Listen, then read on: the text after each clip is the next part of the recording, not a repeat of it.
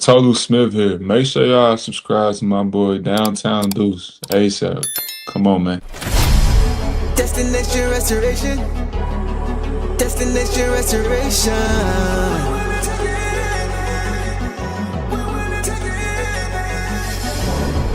Destination restoration. Destination restoration. It's our time. Can you feel the elevation? We on a mission on vacation.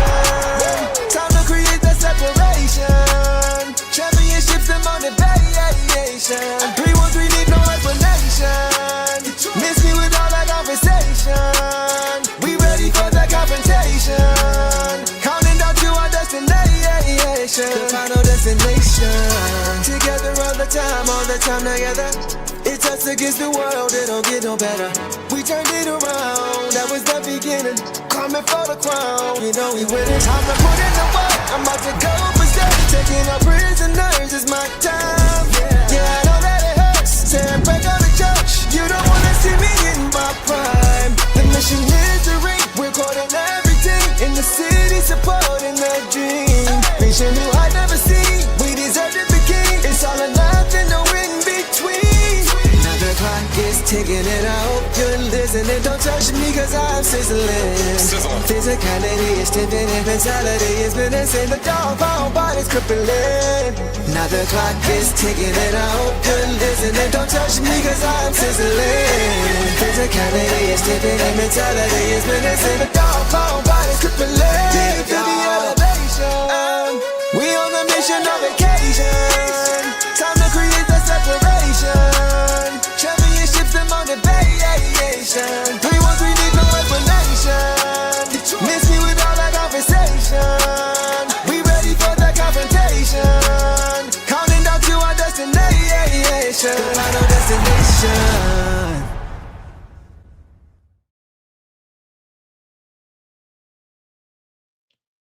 What up, though, everybody? Welcome back to another episode of the Deuce and Boss Show. Hope you guys are having a good weekend so far, or at least a semi-decent weekend so far up to this point after that game. Boss, how you feeling over there? I'm disappointed. I'm just very disappointed in this team. They're still not showing up like they have shown up all season. But on to the next, guys. On to the next. That's where I'm at. How about you? Yeah, I'm ready to throw this game away. This was a very disappointing game for me for a lot of reasons, and we're going to get into them. We're not going to overreact and say the series is over because it's not. We'll talk about that as well. It's a 7-game series for a reason, but I do understand, a lot of everybody, the fans in the chat, being upset that this series may go a little bit longer than we thought. I had this game originally going in 5. After that loss, I was like maybe 6. So we are definitely going to be in for a series, but we're not going to overreact, but we are going to be very honest. Guys, we see you in the chat. We see you guys in the chat. First of all, we appreciate everybody who showed up. Shout out to you guys for the live watch party we had with Eric Vincent. Even he pulled up and watched the game with us. And it was a good watch. It was a good experience. It was a bad game, but a good experience to have him there with us. So shout out to him. Make sure you guys are following him on all platforms at I'm Eric Vincent, and make sure you follow him in Clutch Points and all that good stuff. Shout out to our guy, Eric Vincent. But we see you guys in the chat, man. If we miss your comment, we see a lot of comments already coming in, boss. A lot of frustration already coming in already. We're going to get to as many of you guys as we actually can. If we miss you, y'all know the drill. Super chat, repeat or repost your comment, caps lock, whatever you guys want to do to get our attention. Go ahead and do that, and we will make sure we get to you for sure. Now, before we get into this game, as you guys know, we got to do our PSA. Yes. Boss and I are doing a fundraiser for this month. We've talked about it already in depth. We have partnered with Autism in the D, a nonprofit that focuses on autism awareness and acceptance and inclusion. And guys, you guys already know the drill. We're going to be donating half of all super chats for this month to the Autism in the D Foundation. And as you guys know, I have 2 sons who are on the spectrum. So this means a lot to me. We appreciate you guys' support so far. And, it means a lot to see the support you guys have shown. So we appreciate you so much and look forward to what you guys do next. So we'll leave that there, boss. Okay, now let's get into this game. If you guys missed this game, the Pistons dropped their second of the series so far. They lose to the Magic tonight, 105-113, and they dropped to 1-2 in the series, as we mentioned. And it was not a great game. Not a great game. And the injury report that was clean, so nothing we can talk about there. And guys, the poll is now live for what you guys thought was the reason for this loss. So you guys go ahead and have at that. We will check back on that in a couple minutes. Without further ado, boss, we can just go ahead and get into this game, man. Get into some initial thoughts. What you saw, I want to kick it off to you first. I want to hear from you, see what you thought. So after watching this game, immediate reaction. What are your initial thoughts in this game, boss? Talk to you, boy. I mean, the first quarter was fine. We went down early and then we came back. We finished it tied, and that's how I wanted it to go. I thought that, especially being away in their home arena for the first time, that we would struggle a little bit, but out of the gate. But I thought we did a pretty good job there. And then the second quarter, we just kind of let it go. Let them, finish the quarter strong. Third quarter came out, got that 4-point play, and then just kind of fell back. Just looked lack of energy. Like I really thought it looked like a lot more like game one. It looked cleaner than game one, but it's in certain areas.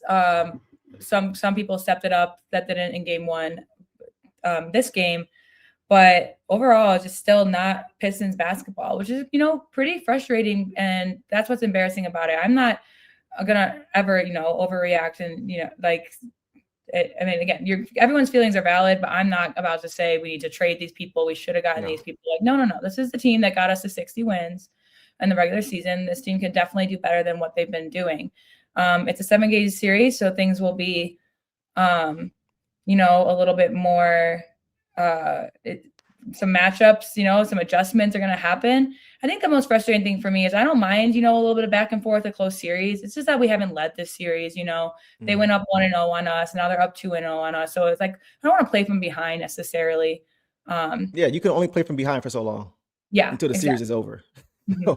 Yeah, go ahead. Exactly. And so that's kind of where I'm at. They had a nice little run in the fourth that had some energy, but then it was immediately fizzled out. The Magic, once again, are playing kind of their best basketball in the games that they've won, and we're just playing terrible. And some of it is the Magic's defense, but some of it is also just, just us not showing up in areas that we need to. There's definitely some things that need to be made. And so it's a test. It's a test of a series, but I'm not going to give up. We're going to focus on this game, guys. And yeah, if you want to say the series is over and everything, that's your prerogative, but we still have, 4 more games to get to where I think can happen. And so now it's just on to the next, but we will talk about this one and what needs to improve. I agree. Sorry, Deuce. I had to hop up real quick if you want to give your initial thoughts, but I'll be right back. Yeah. So guys, let's look at some numbers like we always like to do. As I was looking at these numbers to see if it dictated how the Pistons wanted to play, if it, kind of aligned with that, it was kind of weird. These numbers are kind of weird. Nothing really jumps out at you as to like, wow, they really first 2 games, points in the paint, right? We lost that game. We were outscored by 20 in the paint. Second game, we beat them. We outscored them by 20 in the paint. This game, it wasn't really the case. It was just the numbers were similar in a lot of ways. I think this game just came down to when a lot of these things happened. Momentum was very important in this game. This game had a lot of runs in it. But I agree, this game did look a lot like the first game. So really quickly, let's get to the numbers. Points in the paint. The Pistons won that actually 40-36. So not much really different there. It wasn't like it was a huge discrepancy. Fast break points, we won that battle, but we only had 12 fast break points. That to me may be one of the biggest things outside of turnovers, which we'll get to. Timely turnovers. But 12 points, 12 fast break points for the Pistons is not a recipe for success. They like to run as much as possible. And when they're relegated to the half court, which we saw again tonight for most of the game, it's not a good recipe for them to win games. We know the game does slow down in the playoffs. We understand that. You're not going to be the score every time, right? Teams take better care of the basketball. We get all that stuff. But you got to find a way to get stops and convert it into points. It's not enough just to get stops. You got to be able to turn it into points, and they didn't do that. 12 points is not going to get it done on a fast break. Rebounding, they out-rebounded us by 6, 42-48. The free throws, they shot 9 more than we did. They shot 33. We shot 24. We did hit 80% of ours. We hit 20 out of 24, which is good. I'm not going to blame the game on that because the last 2 games, guys, the first game, we shot 19 more free throws than they did, and we lost. The last game, they shot more than we did, and they lost. So the free throws hasn't really been the difference in this series. Turnovers, we had 16, they had 14. Anything above 15 isn't good at all. But they had 14, so not really much there. Points out turnovers, we had 19, they had 24. So once again, we gave up a lot of points, but it wasn't a huge difference there. Assists, we won 23-21. Stocks, we won 18-15. So a lot of the numbers are close. I just feel like a lot of it was just timely. And when it happened, that really hurt this team. Yeah, right. Yeah, the calls were bad, Devin, but we've talked about all series. Like whenever we've gotten more, we've lost. When they've gotten more, they've lost. So I'm not even going to blame it on the officiating. But Boston tonight was not Pistons basketball. Nope. It wasn't 48 minutes. You said it. This reminded me of a lot of game one, to where we get down early and we're just trying to stay close. We're keeping it below 10. It's right at 9, and it goes back to 8 and then back to 11. We just weren't able to really make a run until late in the game. And I think that's the problem, is that, yeah, you want to stay close. You understand they were going to try to hit first, but we never really had control of this game. No. They led this game 80% of the time. Yeah. So they were in control of the game for most of the game. So I expected them to come out and first, I want to give them credit. They are a good defensive team. They're long, they're big, they're physical. A lot of the things that we like to do is what they like to do. It's about who's going to do it better, who's going to do it more consistently. And tonight they did it more consistently. They had a heightened level of passion, heightened level of energy, especially after what happened to them last game. If our team allowed the Magic last game or the first game to go on a 30-3 run against us, of course you would expect them to come back with some fire. 100%. Right? If it was reversed, we would be like, why aren't we blowing them out? Which we did last game, right? After losing the first game. So we understand that. The fans were turned up. They were at home. They had a bad taste in their mouth. All these different things make sense as to why they played the way they did. So I'm not taking anything away from them. I didn't think this would be an easy game. They are a good team. I'm not going to say the Pistons did this. No, it's two sides to one coin. It's two sides to a coin, right? And I think we made it easier for them to be able to play well. We just didn't play our style of basketball. Right. So that was what was important. That was what was frustrating for me, is that they just didn't respond. They hit first. They played more force. The Pistons just did not respond until it was too late in the game, and they tried to get back into it.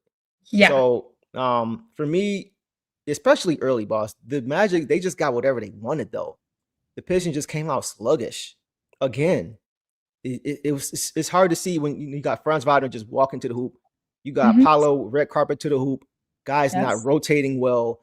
Rotations are not great. Just leaving guys wide open, letting Bane go 7 for 7 for 3. Like, this is no resistance at the rim, no backside help off of contested shots, easy putback. 7 turnovers in the first quarter is not going to get it done.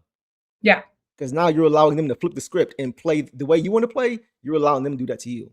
These turnovers in the first quarter, turning it over, letting them get out in transition. Now we're taking the ball out the hoop, and now we got to run the half-court offense. That's not how they play. That's not how they win. It's not. So they tried to pick it up in spots. But once again, boss, 48 minutes. They can't keep trying to do it. Even last game, the third quarter is what stood out. The first and second and fourth were not great. It was just the third was so great that it didn't matter. But they haven't played a complete game yet. Right. They have not played a complete game yet. And that for me is troubling. So I'm not panicking, but I'm a little concerned about the Pistons and how they are not just playing consistent basketball. They haven't done it at all so far. Go ahead. Right. And, guys, and I get it. You guys just want to quickly jump to conclusions, blame. And I hope you guys can have a little bit less tunnel vision just to one game, one series. I get it. It's frustrating. It's embarrassing. But if you can't look at that and be like, that's how we've been playing all season, that's how we won 60 games. No. This isn't our basketball. If you guys are telling me that we're a bad team, we're not a real team. Okay.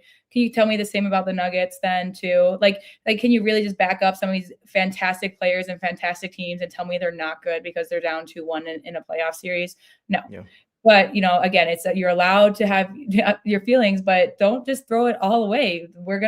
For me, it is frustrating because it's like, we know that this isn't Pistons basketball and we need the Pistons to wake up a little bit. Like, we just really need them to wake up and get into it, but we can't control that. Only they can. So you can only, hope that they do. So, we will absolutely get your comment up here if it's constructive criticism, but we're not dooming and glooming today because it's a 7-game series. But we'll talk about, and today we're focused on this game and why we didn't win it. So yeah, that's just basically where I'm at there. Yeah. Like I came away from this game very disappointed. I'm not gonna lie. Even now I'm still, I'm very disappointed about just the effort in this game and the lack of execution in this game, boss. It was, every time we tried to make a little run, it wasn't like they would just do anything special. They played well, but we would just shoot ourselves in the foot over and over again. Well, it was frustrating. Go ahead. the Magic are having some of their they're clicking at the right time. It's something we talked about with our team coming into the season too, especially after that 4-game losing streak that we had after the All-Star break. But they're clicking at the right time. But it's really frustrating that they're playing really good ball and we're playing really bad ball, because if we were playing to the basketball that's been so exciting, so thrilling, that's gotten us to the 1 seed, then it'd be a different story if we were still losing. Then I could admit that that we are not as good as we thought we are, but we're just not even playing that style yet. And so I think again, like I said last time, it just needs to click one of these times for us to just. But I mean, it needs to click immediately. But we got to get back to the Pistons basketball and just figure it out a little bit. We're gonna get to it too. I'm gonna cut you off. We're gonna get to it too. But we need our stars to play better too. Oh yeah, agreed. Right, like Cade has to play better. We're gonna get to him individually. JD definitely has to play better. Definitely, for sure. We saw some guys. I'll play him in this game. On our team, which we're gonna get to as well. So. Hasn't been a great series for him. I think he had 8 points again tonight, which we'll get to. He had 8 points in the first game. Like, that's very underwhelming for JD. That is very below his standard. And we're not going to win this series if he continues to play that way. Defensively, we're going to get to all that stuff. I just kind of, that's at the top of my mind right now. It's like, we need our stars to play better basketball in order for us to win. We know we're a deep team. We know we get it done with our depth. We know we play hard, but everybody's playing hard right now. It's the playoffs. Exactly. Everybody's is playing their tail off, right? And the Magic, they play hard. So it's like we need our guys who have led us this year to do so in the most important time, and it hasn't been there. So we'll get to that as well. A couple of super chats I want to get to, boss. Maddie Fresh is upset. Maddie. He has no comment other than the emoji. I feel you, bro. That's a disappointment emoji. That's just the what is this? Like, what is this that we know, is in our team? We're better than this. Yeah. Yeah, we're better than this.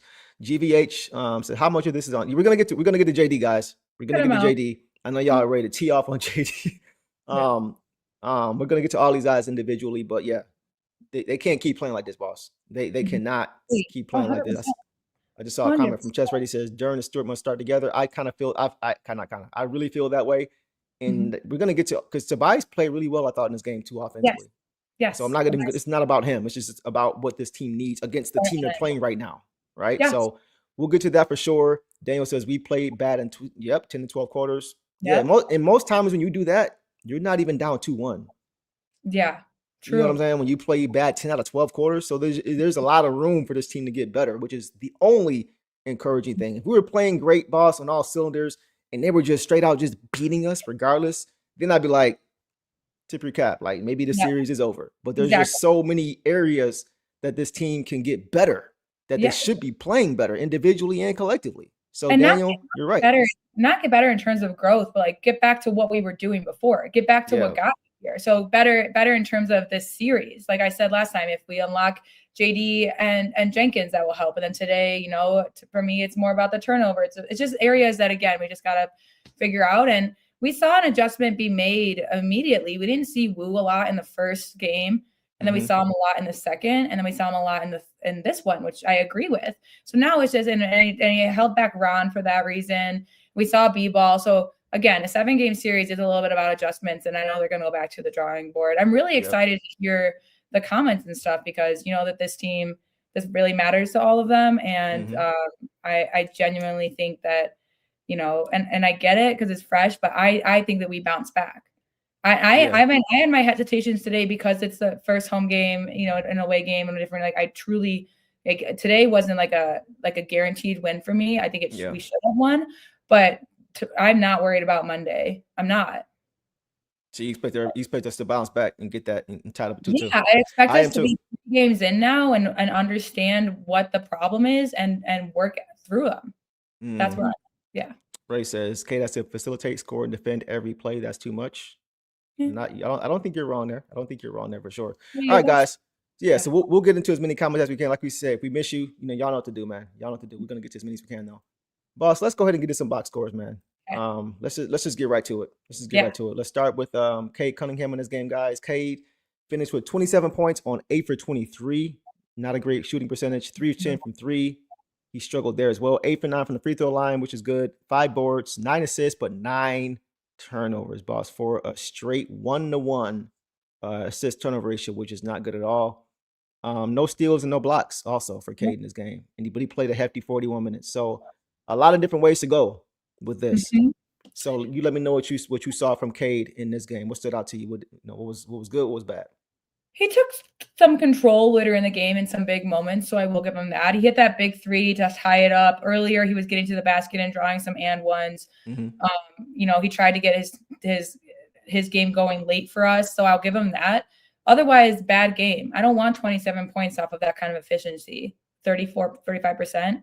Like game one. Congrats for getting to 27 points. Thanks for being our lead scorer again. You are a star, but I don't like the efficiency. I think that he was a little bit he took too many shots a little early. Then it kind of spread out a little bit. But obviously the turnovers were just bad. The turnovers that he had were bad. There were maybe a couple pokeaways from him, but the rest were just it was just ugly. So I mean, at the free throw line too, not 8 for 9. That was an area that we really need to improve from last game. So at least we did that. But otherwise, like you said too, no stocks or anything either. Yeah. And I brought up this too. I don't know I know with collapsed lungs, a flying can affect you, but they have been there for a few days. So you would hope that he's feeling better now. Just not the Cade that I wanted, last game's Cade to 27-11, 27-9 you look at, but then you factor in everything else and it's just not good enough. So, for a guy that we rely on so heavily playing 41 minutes. And again, some people think he's, he's doing too much out there. Yes and no. I think, I think the people around him were stepping up in certain ways. I think that this is just I think that when you're a star of a team, whether you're Jokic or Doncic or Jalen Brunson, the usage is going to go through you. So Cade is used to the usage going through him. But it just, the 9 turnovers, something else needs to change in that aspect. So I give, if I had to grade it, I give this a C. Maybe overall. Yeah. I'm not mad at that. He did have some, clutch moments for us. He played the most minutes. He is who we rely on, but nothing higher than a C for sure. I think a C is fair because you can't have 9 turnovers in playoffs and expect to win. First of all, that's and I understand. We're gonna get to why I feel why that was the case. Let's get to it now. The Magic are a big team, and they're doing their best to take Cade and JD away and saying everybody else is gonna beat us. Whether it's if Tobias beats us, fine. If Duncan beats us, fine. If Ausar beats us, fine. But they just haven't been able to do that yet. They haven't been able to do that. We've Tobias played well, but we don't have enough consistent offense. When they double Cade and they got a lot of big guys. And that's the thing. It's tough for Cade because he's dealing with double teams and the double who's coming over 6'9", 6'10", and they're switching everything. He really can't find an advantage on the perimeter when they switch. They're being physical with him. So I'm not letting him off the hook because you can't have 9 turnovers regardless of the situation. And some of them were just very lackadaisical where he's just getting the ball stripped from behind again. He's not sprinting after it. He's kind of just jogging and they're taking it. You can't have that kind of stuff. It's that one rebound that he just stood there for. Where Suggs missed the putback. He just got right. He just cut right in between and got to the rim and Cade's ball watching. You got to go get that board. You got to go get that rebound.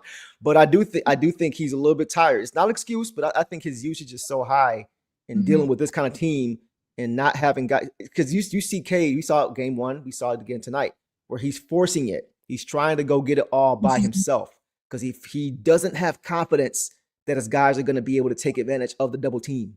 Yeah, I'm noticing that he doesn't have a lot of confidence right now, boss. That when double comes and Tobias is open, or Ausar is open, or Duncan is open, because they're getting out to our shooters too. They're playing good rotational defense. They're helping off of Cade, packing the paint with JD.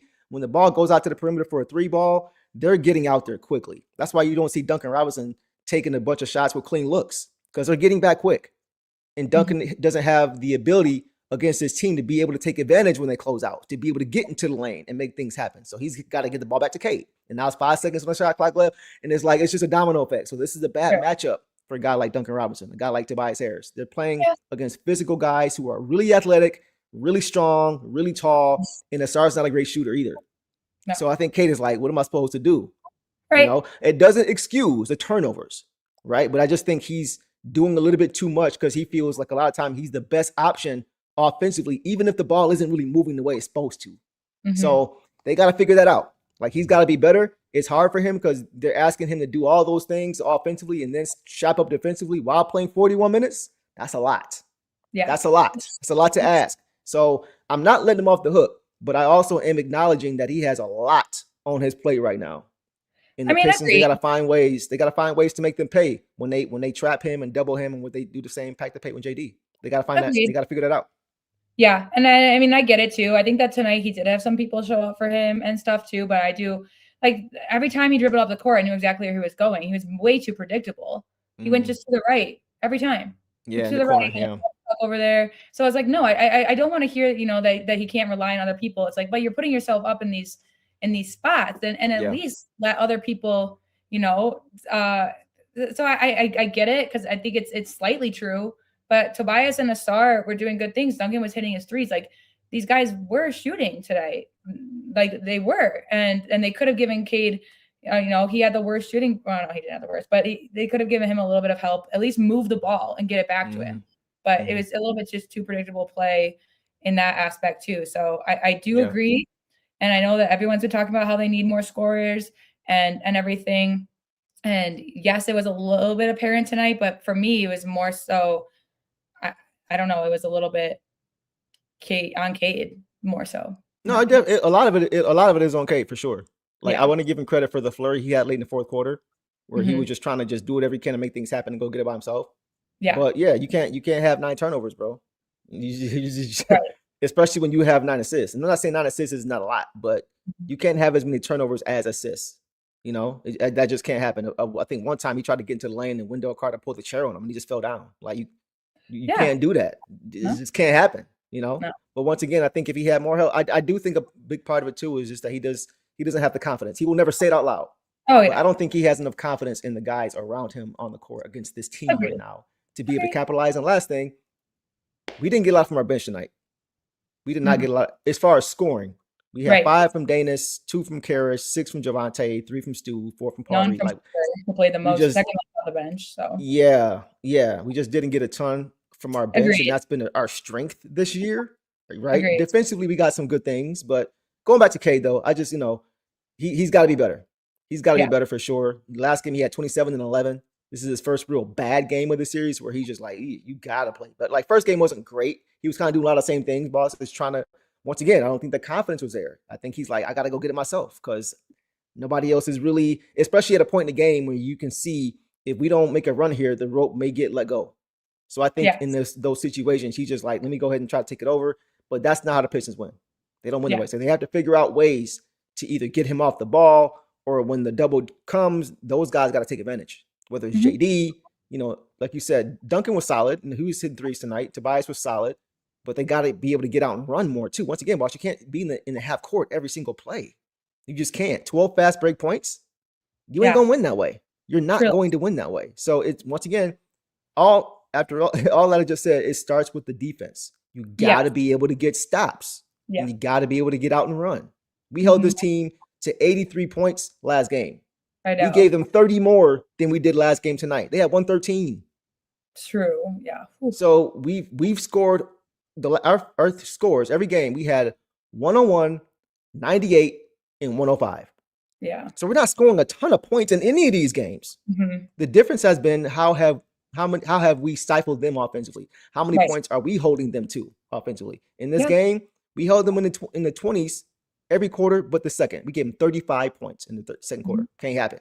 Cannot happen. So once again, 48 minutes, and once again, it has to start with the defense. So if they do that, you're not worried about Cade having to rely on guys knocking down shots every single time in the half court because you're not in the half court. Exactly. So it's got to start with the defense. And I think with Cade, having him play that many minutes with that much usage, that much in the half court, he's going to turn the ball over.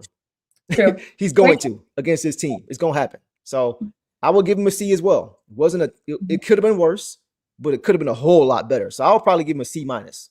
I'll give him a C minus overall for this game. So that's all I got for Cade. He has to be better next game. Ball security is huge for me. I always talk about it with Daniss Jenkins, how he doesn't turn the ball over. Same with Cade. He can't have 9 turnovers to expect to win this game. So I'll leave it there. Let's get some quick. I got a super chat here real quick. We'll come back to this later. But Chris got the munch. He says, are y'all paying Duren $200? That's up to Trajan. Landon. So, and right now, I'm also going to say, he needs to wake up a little bit. We're going to get to him. I think he did great things, some good things on defense. Like he stepped up in some ways, but we still need a little bit more.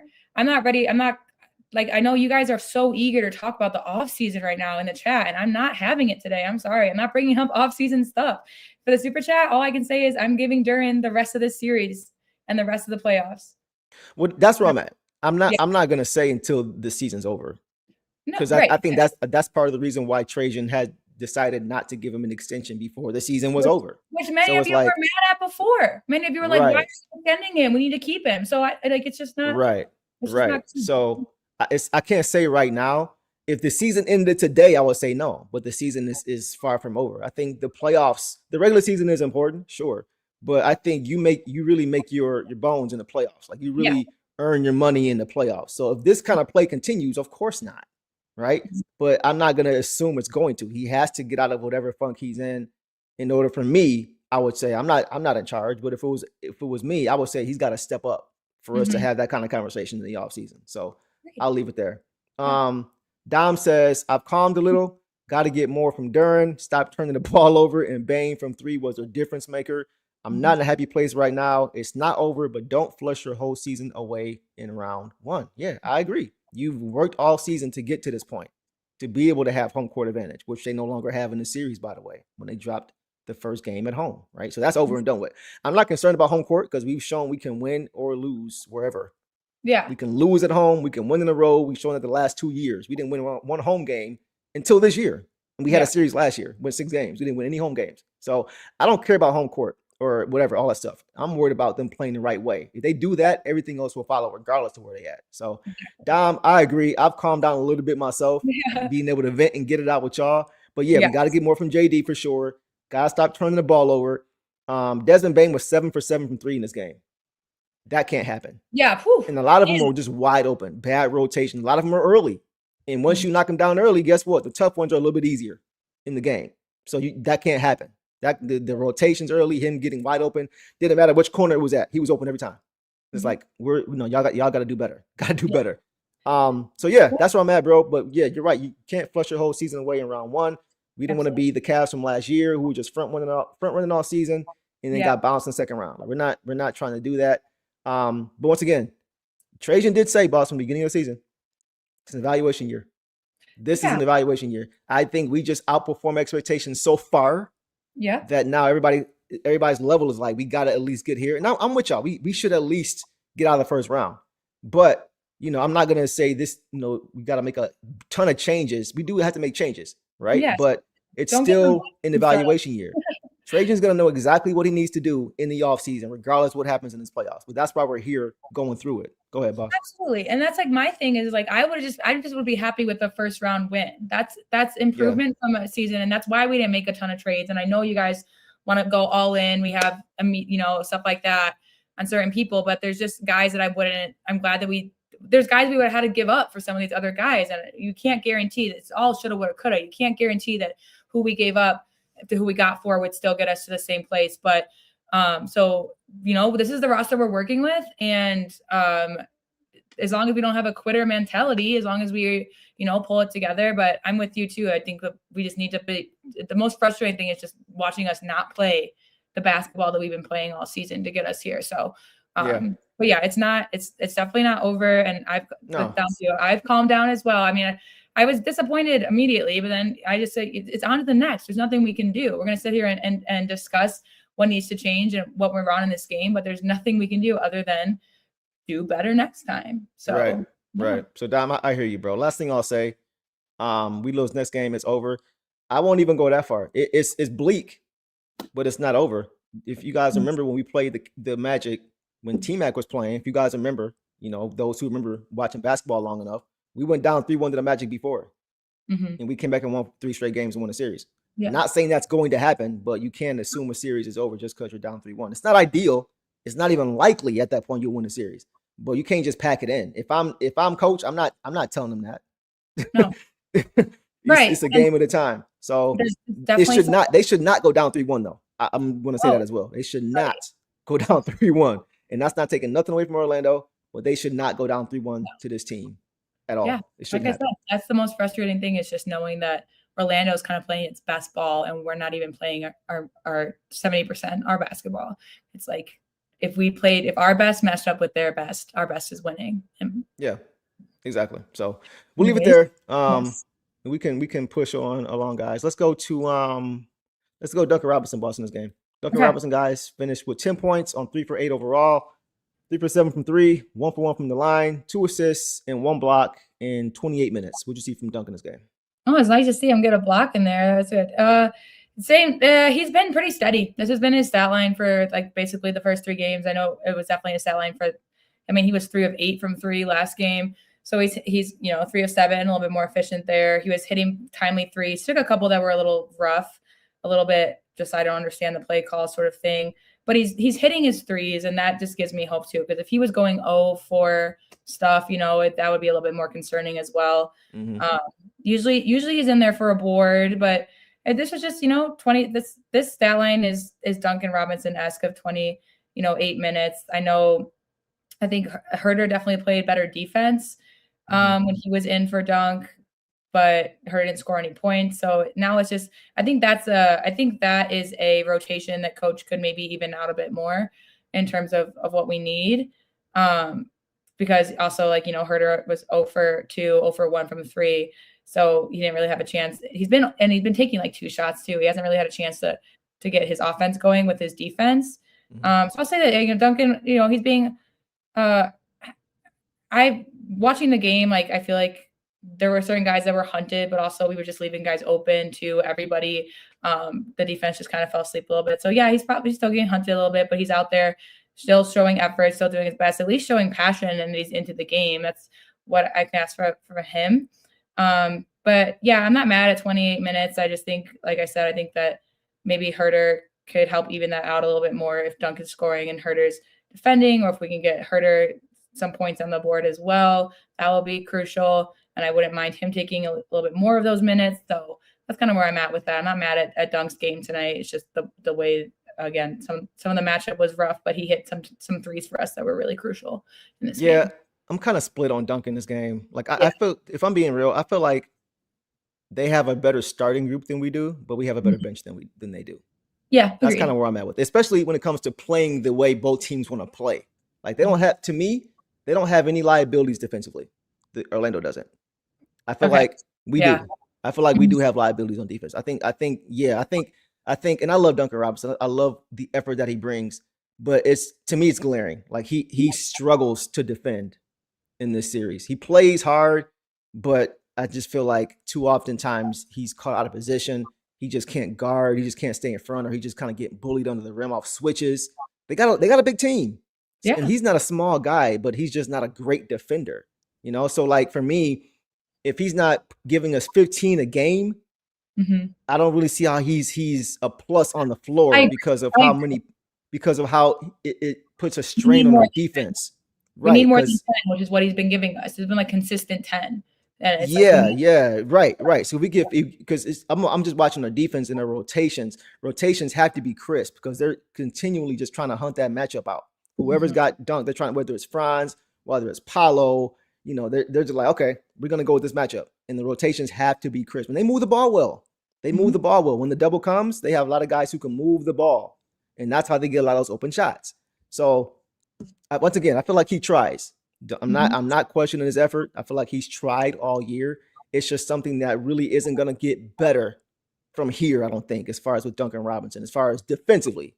And so that's why I'm like, I need him to either give us more offensively, or I've said before, guys, it's not going to happen, but I would love to see Kevin Huerter in the starting group because we've seen, and we're going to get to him later, but you don't really see guys hunting out, trying to get Kevin Huerter on them, right? Which means everybody can stay at home. Everybody can switch if they want to, and there's no mismatch in the I've seen Huerter guard guys like Paolo very well, who's way bigger than him, right? So for me, that's something I would look to do. You said it before this series started, boss. And we always talk about it. The playoffs are about adjustments. Yes. I don't care about who's making what money or how much he's making or how much his guy's making. No, like you try to win a series, bro. You try to win a series. So whatever adjustment needs to be made, I think they need to make it. And I think that's something they need to look at because once again, you want to get off to good defensive starts. And boss, we've said it. So many times this season, we've seen the starting group was a more talented group, but the bench seems to be the one that is pulling the starters out of the mud as opposed to the opposite way, because the bench unit brings more energy, they bring more athleticism, they bring more speed, they just bring more defense. So to me, I would look to make a move in the starting lineup to get more production defensively so that you're not stuck in the half court all the time and you can get out and run. So I'm not trying to get on Duncan like that. It's just something that has stood out to me. I've seen it every game this series. They're really going after him for sure. And like you said, like you were talking, we talked about Huerter a little bit. Me and you brought this up the other day, and this reminded me. I say start Stu, sub and B-ball, and play Ron in response to what should work. Failing, you have to do something else. I'm just from this, I agree with all of them, but from this with Stu, even if we started Stu and moved Tobias to the 3, well then you got to play Ausar still. Or I'm sorry, move Tobias to the 2. In my opinion. No, listen. Okay, well, we talked about this today, and you were on with it, because Tobias has been, producing well. He only shot 1 less 3 than Duncan. He scored more because he can't get everything. And just saying, like, I want Duncan to be able to come off and fly, but the way that Tobias, he shut down Banchero a little bit, he would still provide offense with the defense. It would just be a defensive start is more what I'm saying. It would still be a defensive start. But I think Tobias's offense would match or go above what Duncan can bring us too. So it's just like, if you want to go bigger, move that. I don't even think we need to go bigger. I just think we need to have guys who can stay in front. Like that's why to me, Tobias can't guard 2s. Like he can't guard 4s. I don't mind. I don't mind Huerter coming in, but but Ausar usually also can guard 1. Like you can mix it up a little bit on the defensive end. And I think bringing in Huerter is an option too. I'm just saying that's another option if you want to start Stu. You would then have to, you're saying then you sit Tobias, but Tobias has been very steady throughout this whole series. And I understand. So I'm just trying to think of ways that we keep Tobias in as well. Because here we are talking about Duncan just not doing enough on offense for us, but we can't say the same about Tobias. Yeah, for sure. I'm not saying Tobias is the main culprit, but I do think whatever we got to go with to get more defensive guys in the starting group, we need to do that. If it means Duncan and Tobias, or just because to me, like that's exactly why I would start a Stu, because you're losing some offensively, but you're getting more opportunities to get out in transition because you're getting stops. You're finishing possessions. Anybody can score in transition. Anybody. You don't need a bag to score in transition. Tobias has a bag in the half court. Guess what? We don't want to be in the half court all game. So it's great that he can do it in the half court. But if it means he's scoring a bunch of numbers, he's putting up points, and we're in the half court all game, I don't want that. I'd rather him being a scoring punch off the bench and having guys in our starting group who can help us get out and do what we do best, which is run. I agree. You know what I mean? So I think we talked about it a little bit. Maybe I'm just misremembering. We just talked about how certain moves might look if you're not trying to. I don't know. I could see why that wouldn't work, why you want to be so set on like certain positions, but I could also see why it would work. I wouldn't be mad at Huerter. I don't think the starting lineup's going to change, but I wouldn't be mad at Huerter coming in. I also wouldn't be mad at Tobias staying in and Stu coming in too. But it's curious. It's a tough one, but we'll see. They aren't changing. Duncan out for Huerter. Huerter's been fine, but he's not providing. Yeah, he's not. I don't think because he hasn't played with this unit, bro. You got to keep that in mind. He's only had 2 shots a game. When Huerter started those couple games when Duncan was out, he balled out. Yeah, he had 18 points in both games, and he played great defense. We're seeing him playing with a second unit. We're not seeing him playing with starters. We're not seeing him playing with Cade and playing with Ausar. And he's not playing with that unit and JD. If he was, it would look a lot different. The way it looked different when he started those 2 games when those guys were out. And that's when he played the best basketball as a Piston, was as a starter. So I think he needs to play with that group more. They had Cade, Ausar, Javonte, Tobias turn out there for a little bit. So I don't mind that either. I don't mind that. With Stu too, and that still works. Yeah, I don't mind that. So like the point Boss and I are both trying to make is that something needs to change. Right? Yeah. Because obviously this is not working. It worked for the adjustments need to happen. Yeah. Yes, and it's like you can't have any ego at this point, bro. Like whatever gets the job done, you got to go and do that. I'm sorry. And I don't think you've seen the ego either, because like again, Wu didn't play a lot of minutes the first game, and then he was given more second game, and that's why he was given more. That's why he stayed in that range this game, was because of that. He tried B-ball Paul today instead of JD, but it's that fine balance of trying to let guys find their rhythm in the playoffs, and then also making the right adjustments at the right time.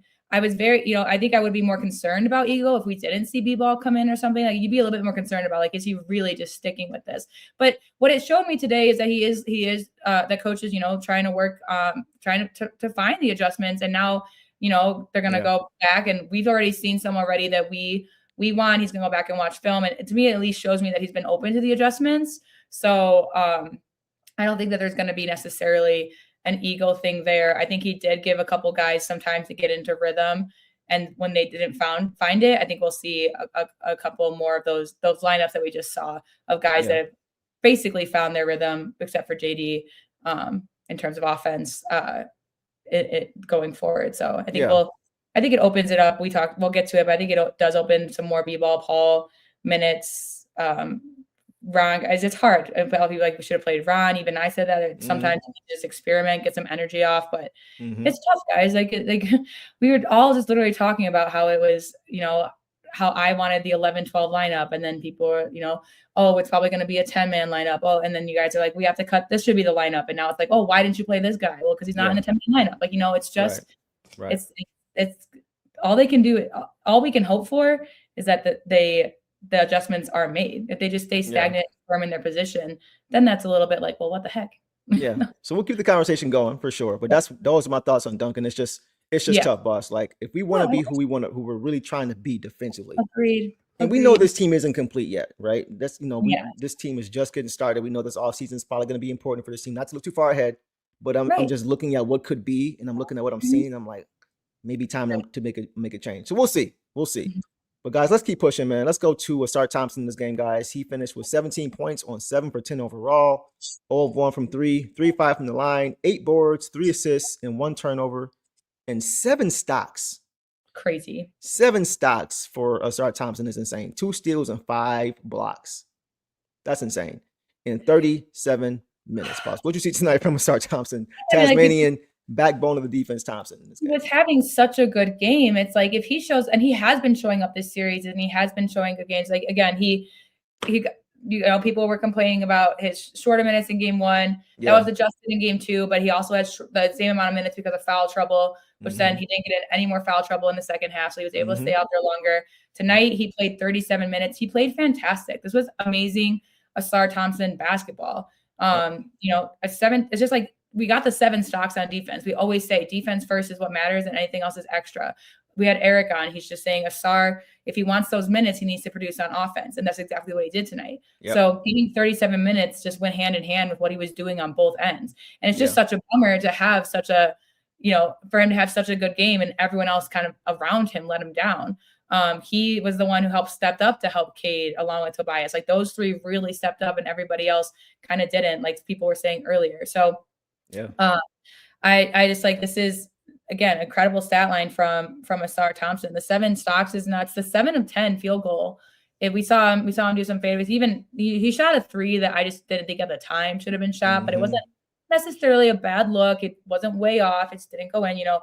I think it was just trying to slow they were trying to grow their lead, and it was just not the right time for it. But we also saw him a little bit later in the game when we had gone up. He wasn't shooting. He was afraid to make a mistake. Yeah, he was afraid to. Yeah, a little bit, like you said, and I'll let you get into that more because that was your point in the live. But like, just a little bit of like, no, sorry, you've been balling out. Like, have the confidence. Yeah.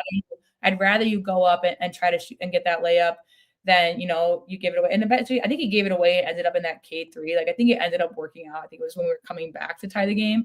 But still, or it might have been a little bit after, but there's just a couple of things. Like, he was being decisive. He's been decisive and very direct and intentional this whole series. And then towards the end, it felt like he was a little bit nervous to, again, like, screw it up a bit. But I love the rebound split, 4 offense, 4 defense. That's huge. Only 1 turnover, especially, again, in another high turnover game.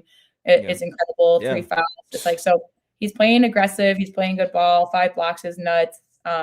He had that flagrant on Anthony Black, but you immediately saw he regret. Like, he was trying to go for the ball and just got his face. Anthony Black slowed down too, so he was just trying to time it up with him. But and he understood. He took the flagrant. He just didn't want it to be a flagrant too. But he was our best. I think he was our best overall player on the court tonight for sure. I definitely agree with you there, 100%. And that's the same thing that you guys are saying. Player of the game, says Devin. He made it happen. He was a rock star. I want to get to the super chat from Ryan first. What's up, Ryan? Says, thanks for supporting the autism charity. I appreciate what you do, Sim Boss. Appreciate you, bro, for sure. It means a lot, man, for you guys, all you guys supporting, the autism charity, Autism in the D. It means a lot to me because of my family situation, so I really appreciate you guys for sure. I want to highlight that. I can't say that enough. Thank you, Ryan. Yes. And all you guys for sure. Yeah, boss, this was the best game I've seen him start playing in a long time. Like a good while. Yeah, he was the only one Zion to play what I thought was 48 minutes. If this is the Ausar I think we all want to see. Where it's like he's just he's Tasmanian Thompson on defense, just organized chaos, really being the backbone of our defense, like I always say, just covering up so many mistakes, great help side blocks on Wendell Carter at the rim, like just making plays all over the court. We get a score, he's getting an inbound steal, and we're getting another shot attempt, stuff that he's just been doing all year. But then the offense too, like just finding ways to be effective, off ball, crashing the glass, getting to his midi, like Heisenberg talked about. Yeah, they're giving it to you. You got to make them pay. And I felt like he did tonight, like 7 for 10. That's the thing. It wasn't like he scored 17 points on 17 shots, like 10 shots. Yeah, very efficient. Heisenberg's just talking about the end of the game, which I'll let you get into, just that kind of hesitation that we saw. Yeah, for sure. Like late in the game, but I can't even really focus on that, like that 1 or 2 plays for him. Because had everybody else brought up for 48, we're not in that situation. Exactly. We're not in that situation. Not in a conversation. He's nervous. You're up, so he's willing to take more risks. Right. So, yeah, he was definitely the player of this game. He would have got the belt for sure in this game. How we pulled this out for sure. 3 for 5 from the line. I'm taking that. He's just continue to focus. Yeah, the midi and that fade away from. Yes, that's his area, Alan. That's his area. That's where he's comfortable, and I am okay with that. Yeah, like he took 1 3 in the corner. Where he's been working on it. It didn't fall. He didn't take any more. I'm cool with that. Everything else was great for Ausar Thompson. Just he can play everywhere defensively. Balls perimeter, in the paint, passing lanes, just diving for loose ball. He just makes so many plays. He just makes plays defensively. And he was if everybody came with him, we wouldn't have just 12 points in transition. Exactly. Right? So we can't rely, our starting group can't rely on Ausar to do everything defensively. And I feel like at times he's asked the same way Cade is asked to do so much offensively. I feel like Ausar is asked to do so much defensively because we don't have a ton of defenders in our starting group. We have willing defenders. We don't have guys like the Magic do, who they have a lot of guys who can just defend straight up. True. When you switch, there's no mismatch. So that's why I'm going back to that. You know what I mean? So Ausar, I could not have asked any more from him, boss, than what he gave us in this game. At all. Like, and it's funny because Jarrett Jack pregame, just to give us our little love, because I've been hard on him this year, just to give him a little love. Jarrett Jack, the assistant coach, he likened Ausar defensively to some of the best cornerbacks in the football. He says some cornerbacks are really good in zone and some are really good in man coverage. Then you got those who are good at both. Ausar is the Rod Woodson. He's the Deion Sanders. He's the Champ Bailey. He's the Darrell Revis of NBA defenders. He can get it done anywhere, anyhow, defensively on the basketball court. Defensively. So he deserves a lot of love. It's going to get overshadowed because they didn't win this game, unfortunately. But he was by far, to me, the best player in this game. No question about it, boss. No question. Agreed. Yeah. That's all. I don't really have anything bad to say. Like, no, I don't have anything. It's tough. It was a show out, an absolute playoff game from Ausar Thompson, and it was just a real bummer that we weren't able to, everyone else wasn't able to step up to his level. I hope it's motivating for everybody else to see a guy who is there. You saw him come and defend Stu when Wendell was. He's there. He's in it. He's locked in, and I hope the rest of his team follows in his footsteps. Yeah, I hope so. Because we couldn't. He was great. I'm gonna just leave it there on Ausar. Like, hopefully he keeps that up for the rest of the series. It ain't like not even output wise, but just impact wise. If he can continue to find ways on both ends to be impactful, help us get out and run like we didn't do tonight, we're gonna be in good shape. Especially him getting 7 stocks. That's just stupid. Like seven stocks is just insanity. So Ausar Thompson's crazy. All right, guys, we'll leave it there on him. Guys, let's keep it pushing. Any comments you want to get to, boss? Let me see. We've almost I've been pulling some up. Yeah, fast breaks in the first half. Yep. Not capitalizing. A lot of people just praising, Ausar, playoff riser, absolutely. Yeah, Maddie, for sure. It's exciting, pay him right now, pay him before Duren. I mean, he is up for an extension soon. So, but he's earning his, in my opinion. Like, a lot of us are like, as of right now, Ausar has earned has earned it. Yeah. Has earned his standing with this Yeah. team. He's definitely earned it. I don't think it'll be a max. But he's But I mean, definitely he's just showing like he's not he's getting a bag. He's a riser, and he's exactly who I think I was the one who said he needs to.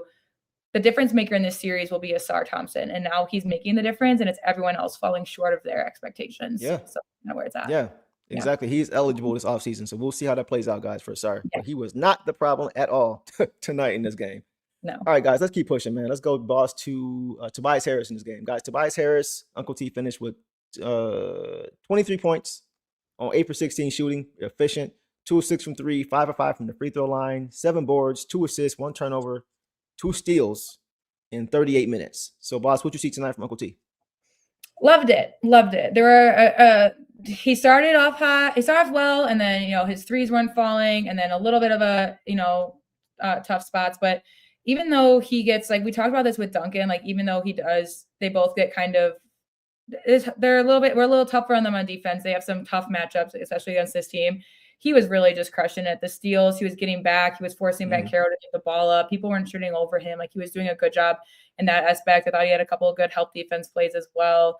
The boards were so important. I think, he continues to show up in areas where we're struggling, whether it's ball movement, whether it's scoring, whether it's rebound. And today he did that with the boards. Absolutely. Turned out, he didn't really get to his normal, turnaround shot till later in the game, which helped us get back into it. But he's still, very reliable in that aspect. How many turnovers did he have? 1. I'm Just 1. Thrilled with that. Honestly, for a guy who I feel like he had the ball in his hands the most besides Cade. So I'm happy with that. This is a great show. And again, should he need to play 39 minutes? No. Should he is. Like people say like he shouldn't be our secondary scorer. I'm sorry, it should be JD and he's our third. But like Tobias can't. Tobias as a scorer, I'm not going to say he isn't that. We can't rely on him because you absolutely can. Playoff Tobias, you can rely on him to help score for you. He has been our second leading scorer in the game so far, besides Cade. So do you want that? Not necessarily. You want it more spread out. You want to take that off of him. But he's been doing incredible, and he's been doing things like. I think the most frustrating thing is for me is like watching young guys like JD or, like some of these guys get like Tobias is doubling your energy right now.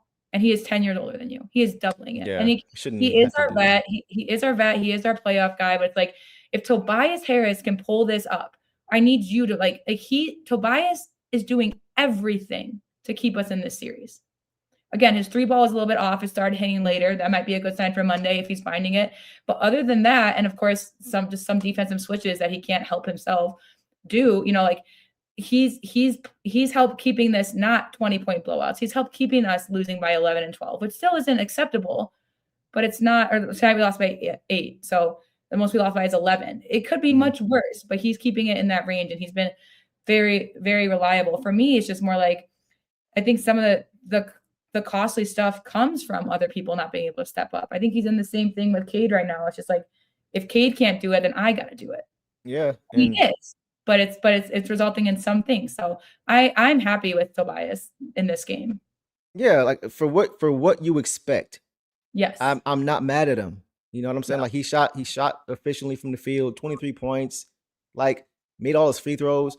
If I see Tobias though, boss, with 23 points, that tells me once again, we're not getting out in transition. Yeah, true. It keeps coming back to that for me. If he had, because he's a wizard in the half court. Great. You know what I'm saying? Like that's great.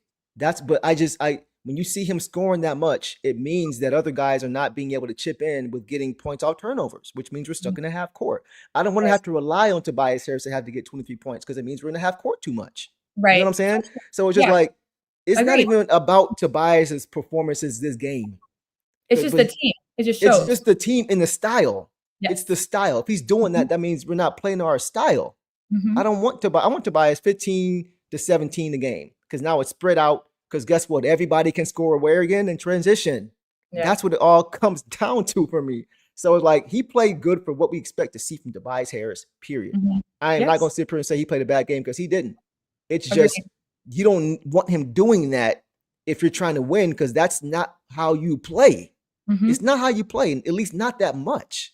Yeah. So yeah, that's the only reason I was saying, bringing a guy like Stewart to start. That's the only reason. It's not Tobias Harris missing a ton of shots and not trying defensively. It's like, who are you, Pistons? Who are you guys as a team? Yeah. That's literally it. So, and even with that, I do feel like he gave the effort. He was on like you mentioned, he was on the boards. He was trying to move without the basketball. He had a nice and-one finish at the rim from cutting. I think Kevin Huerter found him. So he's doing everything you can expect Tobias Harris to do. The problem is that you shouldn't have to expect him to do that because you're not playing to your style, bro. Right. You got to start playing more to your style. You do that more, you ain't got to put up 23 points a game. You ain't got to shoot 16 times. Absolutely. When you have your whole bench in single digits, now you need Tobias Harris to score because you're not playing to your style. So I hate to sound redundant, but it's just like it just keeps coming back to that for me, boss. It's like we're just not playing to who we are. The scoring isn't the problem, guys, for the 10th time. First game, we gave him 112. We lost. Second game, we gave him 83. We won. This tonight, we gave him 113. We lost. So it's not like the scoring is the problem. We can hold teams to 80, 90 points per game, regardless of who's getting off that game scoring-wise. But you got to start with your defense. And if you do that, everything else will fall into place. So Tobias played good. He played a really good game. I just don't want him to have to see him getting all these numbers continuously. Yes, exactly. He continues to carry us. He continues to carry us, which is amazing.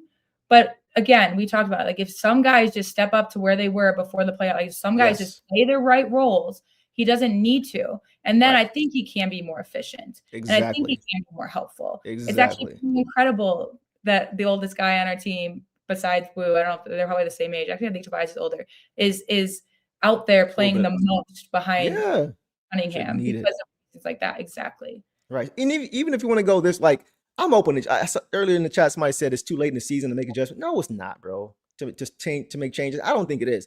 The Pistons don't come back from down 3-1 against the Magic and T-Mac if they don't put Tayshaun Prince, who's a rookie, in the starting lineup. That changed the whole series. That's why we won 3 straight games after losing and going down 3-1. So you can definitely make changes if it makes sense, if it fits better with who you are, if it fits your style of play, if it matches up better against the team you're playing against, you absolutely can. 100%. And then you have more offense off the bench with a Tobias Harris being able to get buckets and lead that second unit. Once again, this is not a Tobias Harris indictment at all. He played good. No, exactly. But for us to play the way we want to play, we got to have certain personnel on the floor. So that's it. Tobias, I thought he did his thing.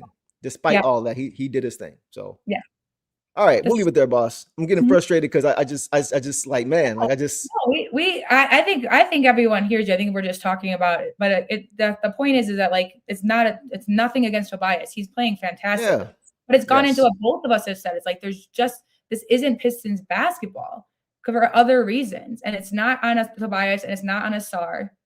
No, not on those two guys. Those guys have stepped up to playoffs and in ways that to keep us in it. And then their team needs to follow suit. Those guys are playing playoff basketball. Those guys are playing. And Devin, this is when you do make adjustments. It's it's game to game. That's what the playoffs are all about. We've already seen minor ones. We've already seen minor ones with Wu minutes. We saw one again today with B-Ball Paul minutes. We've seen minor adjustments. We saw Jenkins play more minutes in the first, and then decide maybe we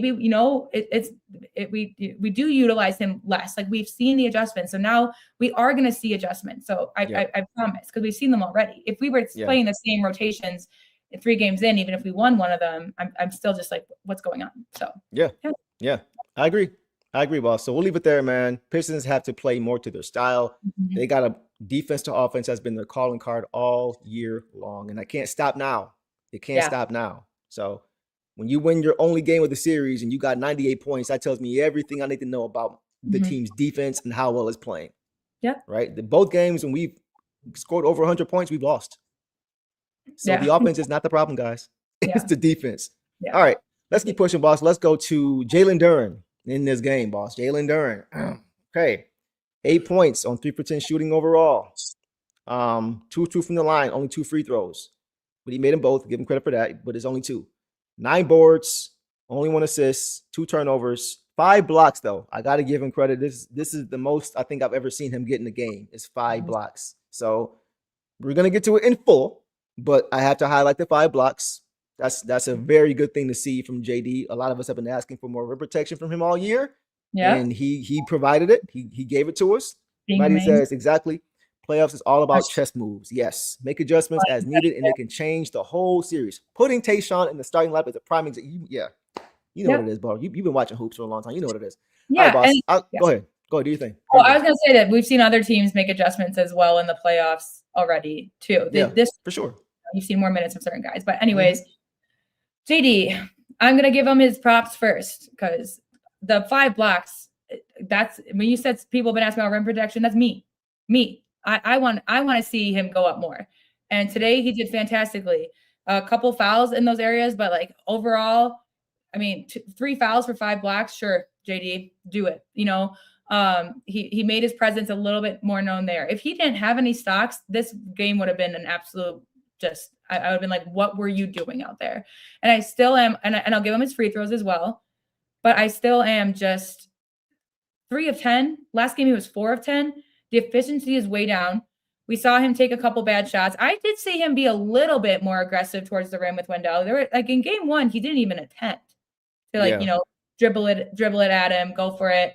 But and so but those, you know, they didn't end it well. I think one of them he was able to finish, but I don't know what it needs to happen for him to understand that like he can be physical out there, especially when, you know, he's, you know, complaining about getting foul calls down there and everything. It's like, be physical with the, you know, on offense too. You're not going to get it every time, but just drive. And I'd rather, you know, you get to the rim than some silly turnovers outside. I'd rather just see Duren try to play back of his style. And I just don't think I think Wendell's doing a good job on him, but I just don't think it's good enough to shut him down at this level. I think a lot of it is a little bit mental for JD, or it's just something. So the fact that he hasn't gotten 10 rebounds yet, the fact that he hasn't had a double-double yet, this is what bothered me. He was averaging double-doubles towards the end of the season. He was not averaging, but he was getting close 30-20 games. Like he was getting 30-15 was like his like was how he was finishing off the season.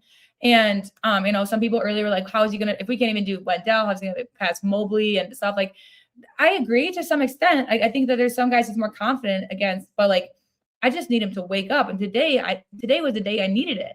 And here's the thing, guys. And again, the 5 blocks was fantastic. And here's where I know that I'm not going crazy. I know that Deuce isn't going crazy. I know that you guys aren't going crazy. B-Ball Paul came in for JD. Finally, we got a B-Ball Paul sighting. Yes, we'll go to that later, but go ahead. Right. But it's like JB sees this too.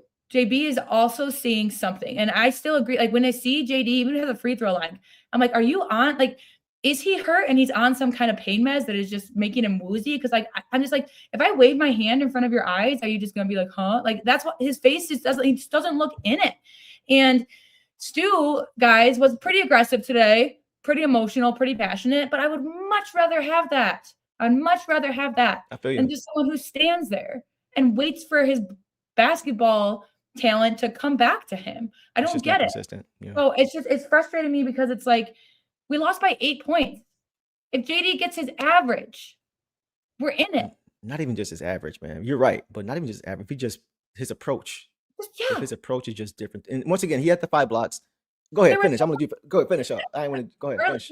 And he got better as the game went on. Absolutely. Yeah, he did. He's got like second half way better. So I'll give him that at least because I always ask for improvement going on. The first, I think he had like Bane or Suggs on him or something in the paint. And he caught it and he just gave it up.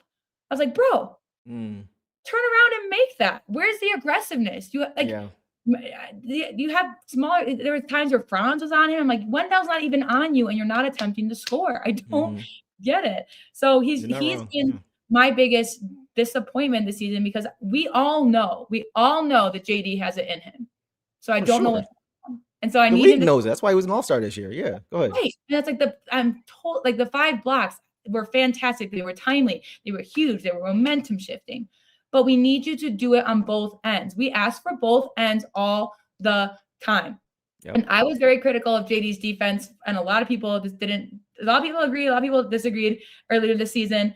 But if we're going to tell everybody that we need both ends from you, like Coach does, that's great. I'm really happy that JD stepped up on the defensive end. But it kind of means nothing if it's making your offense null. Yeah. So I need, especially our all-star, JD, I need it from you. Yeah. And I feel like if JD, and I said this last game, and it just sucks that I have to say it again, but if he wakes up this next game, the series is over for the Magic.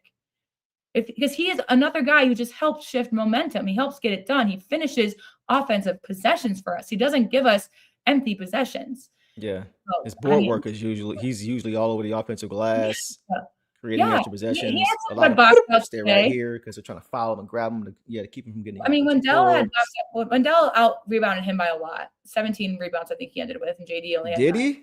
Yes. Wow. Let me check that real quick. First game. Yeah, you're right. He had 14 and 17 in this game. Hit 10. Like my guy. Yeah, you're right. You're right. That's a good point. He's getting outplayed by him in this series. And I don't know. That's crazy to say. Go ahead. If you're afraid of the whistle, and a lot of people are like, yeah, it's because of Angel Reese. It better not be. It better not be. You're a professional athlete. At this point, just play basketball. At this point, play basketball. But anyway, I just think it's just if you're worried about whistles, if he's also nervous about getting the team in trouble, like you've got like this is like Ryan. Like, can Stu Reed totally hold it down if you don't have Duren? Yes, they can. Like we have good backups. It's not like if Cade and Jenkins are both playing off or getting foul trouble, and you're like, oh my God, who's going to come in and run the offense for us? That's not an issue. So JD shouldn't be afraid to just be aggressive. And again, he had 3 fouls early, but be aggressive on both ends. I'd rather you miss a layup because it's highly contested than you just not try. Yeah. So again, it feels like it's something mental going on, boss. I don't know. Right. I don't have any sources. I'm just going off what I see. He doesn't have that. For you guys who have watched JD this year, he has a certain look to him when he's confident. Exactly how I feel. Like I don't know if that was or not. No, but like you can just. I think it's a couple things. I've said to you before. I think Wendell has made a point to watch a ton of film on him. Mm-hmm. You can see the way he's guarding him, and this is no excuse. But the way Wendell Carter is guarding him, he is anticipating JD's moves before they happen. I don't know if you guys are watching, but on one play when JD tried to go at him, he tried to use his footwork and go to the little, like it wasn't there. JD threw it off the backboard, didn't hit rim. He tried to go glass, didn't hit rim. And after the play, you see Wendell look at the crowd. I don't know if you guys saw this. Wendell looked at the crowd and went like this. Yeah. Like, what's this dude doing? I don't know if y'all saw that or not. But I'm telling you, I don't know what's going on, but he seems to, at least for now, have figured JD out to some extent. Mm-hmm. And JD doesn't have the look of, like, he looks like a deer in the headlights at times. Like, he just kind of like. Absolutely. That's what I'm saying. Like, I don't know. I can't put my finger on it, though. I don't know what it is. It's hard to, Frank Devin, it's like, I don't know what it is, but even from an effort standpoint, it's not the same like we've seen all year. So that's very discouraging for me. I don't know what's causing it, boss, but it's a little concerning for me. It's you want to say that it's something wrong with him, his knee, but it's like, bro, like it's the playoffs, bro. Like we need you to step up, man. So like whatever it is, he doesn't fear him at all. He doesn't fear him. I don't know what that is. Like I said, the reason for why, I don't know. But you can see for whatever reason, he's just not aggressive. He's not attacking him. He's not trying to bully his way into the paint. Right. I don't know why he's not calling for the ball. Like, just run the offense through him a play or two. Just get him involved early. Let him draw fouls on Wendell. Like, let's let him go to work the way he's done all year. Somebody said earlier, he dropped 25 on Wemby in the regular season. This is Wendell Carter. Not trying to throw shade, but come on, bro. It's levels. It's levels. And Wendell has also had his game of foul trouble, like stuff. So it's like both are getting physical. And unfortunately, we're not going to blame the refs, but they could probably call a whistle on every possession between these two teams. So you can't blame the rest. So, but to me, that says don't worry about them then don't worry about it if that's what it is. So that's why I mean, some people are saying it's ankle problem. That's why I'm like, are you on a painkiller that is just, then stop it. Like, or sit down or rest the game. I'd rather have Stu and B-ball with their energy and passion than you just standing there. Like, I'm not going to lie. This is one of the rare games for me this year where I was like, I want to see somebody else. Yeah. I want to see Stu now. I want to see Paul Reed now. He did. And I think it's a little bit, guys, it's a little bit of JB, letting him get those minutes. But by game 3, if these are the numbers you're putting up, if this is consistently your 3-game numbers, you can't be in there. Yeah. So I think, and I think that's why I don't think it's JB not wanting to play B-ball Paul. I think it's JB letting his all-star center try to get his footing in the playoffs, It could be. You can only go so far with that when you start going down in the series. But you're right. I'm not saying your point is wrong. That's So why maybe we saw that's the him. adjustment. That's why we saw him. So Right. Yeah. So yeah, he's got to be better, man. But yeah, like Allen, there's a few times when he was watching the ball instead of going after it and attacking the glass. Like he was just watching it. That can't happen. That you can't let guards sneak in, under the rim and grab the board from you. I will say there were times tonight when he was doing his part. He was contesting because there was penetration given up. We talked about earlier. Right. There was, but my point is that the backside help wasn't there. Right. It was a time when you see him contest and you see Wendell Carter getting up under the rim and the Pistons wouldn't put a body on him. Offensive rebound. That happened a lot in this game. So JD didn't help it by not boxing out himself. But when he was contesting shots, which is why he got 5 blocks, right? There was no backside help there. Offensive boards. That last game it was there, but it wasn't there tonight. So yeah, JD's he's got to be better for sure. Like I don't know what it is with him. I mean, he's still young, but he's got to be better, bro. Like you can't get outplayed by Wendell Carter in the playoffs, bro, and expect to win the series. You just can't let that happen. I don't care what the reason is. You're better than him, bro. You're better than this. So he's got to be better for sure. So, and I'm usually very high on JD. I'm usually defensive of JD because he's 22 years old, right? But it's like, hey, it's playoffs now, bro. Like this is the 3rd game now where you haven't really played up to your standards at all. That's what it is. So I said last game, I was like, he needs to snap out of it. He's had 2 chances now. Now I have to say it again. I don't want to. Next game, I want to be like, there's the JD. Again, we saw glimpses of it. There were a couple lobs that he caught in the I don't know, the 3rd or the 4th. There were the blocks, and we were like, this is the JD that and he's here. And then it's inconsistent. So the glimpses give me hope that he can put it all together because we haven't seen a lot of glimpses in the first 2 games, regardless. So it's frustrating, guys. It's frustrating, especially like we said, like we all know how great of a player he is and what he can do. But I agree with Deuce too, like Wendell, and just I think the Magic's overall game plan to limit his touches in the paint has worked phenomenally. But it's time for JD to run that over. So I agree, man. So hopefully he can pick it up, Boston. These hopefully last 3 or 4 games now. So we'll see. We'll see how it goes. All right, boss. Let's go to some reserves, man. Boss, let's go to first. Any super chats that I missed? I want to make sure I don't miss anything. No. Fargon says JD just flushes max contract down the toilet. I didn't think he was gonna get a max anyway, to be honest, y'all. Personally. Not saying he shouldn't get a bag because I just still think he should get a bag. He's 22 years old and he's outplayed expectations the way the Pistons have outplayed expectations. Continues to grow. Even though we're not seeing in the playoffs, he has continued to grow season to season. Yeah, for sure. He's 22. I don't think he's still gonna get a bag, bro. Like even if he doesn't get the full max, he's still gonna get a bag for sure this offseason. But I do think it's imperative for him to start playing better in the playoffs when it matters the most if he wants to get the most bang for the most money he can get. So I feel you, but we don't see eye to eye there completely, but I understand your train of thought. Appreciate you, bro.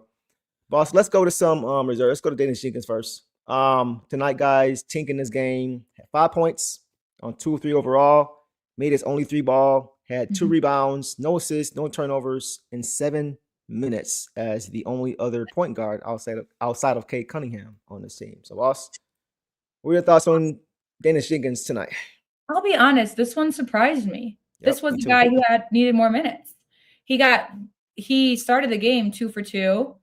No turnovers, right? No turnovers. No assists, but again, he only played like 5 minutes in the first quarter. Then we didn't see him again.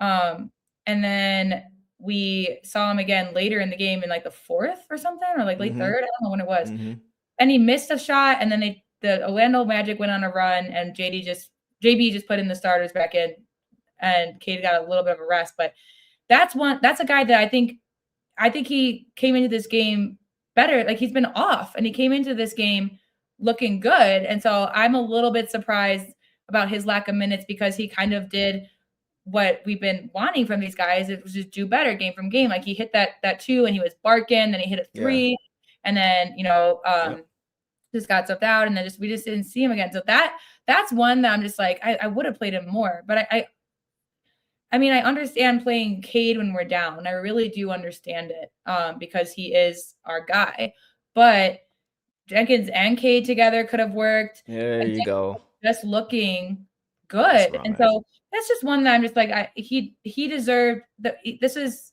the first game was the game he had the most minutes and he didn't find his footing. And last game he had the least, I believe, or maybe it's this one. This is just too low of minutes for the way he started the game.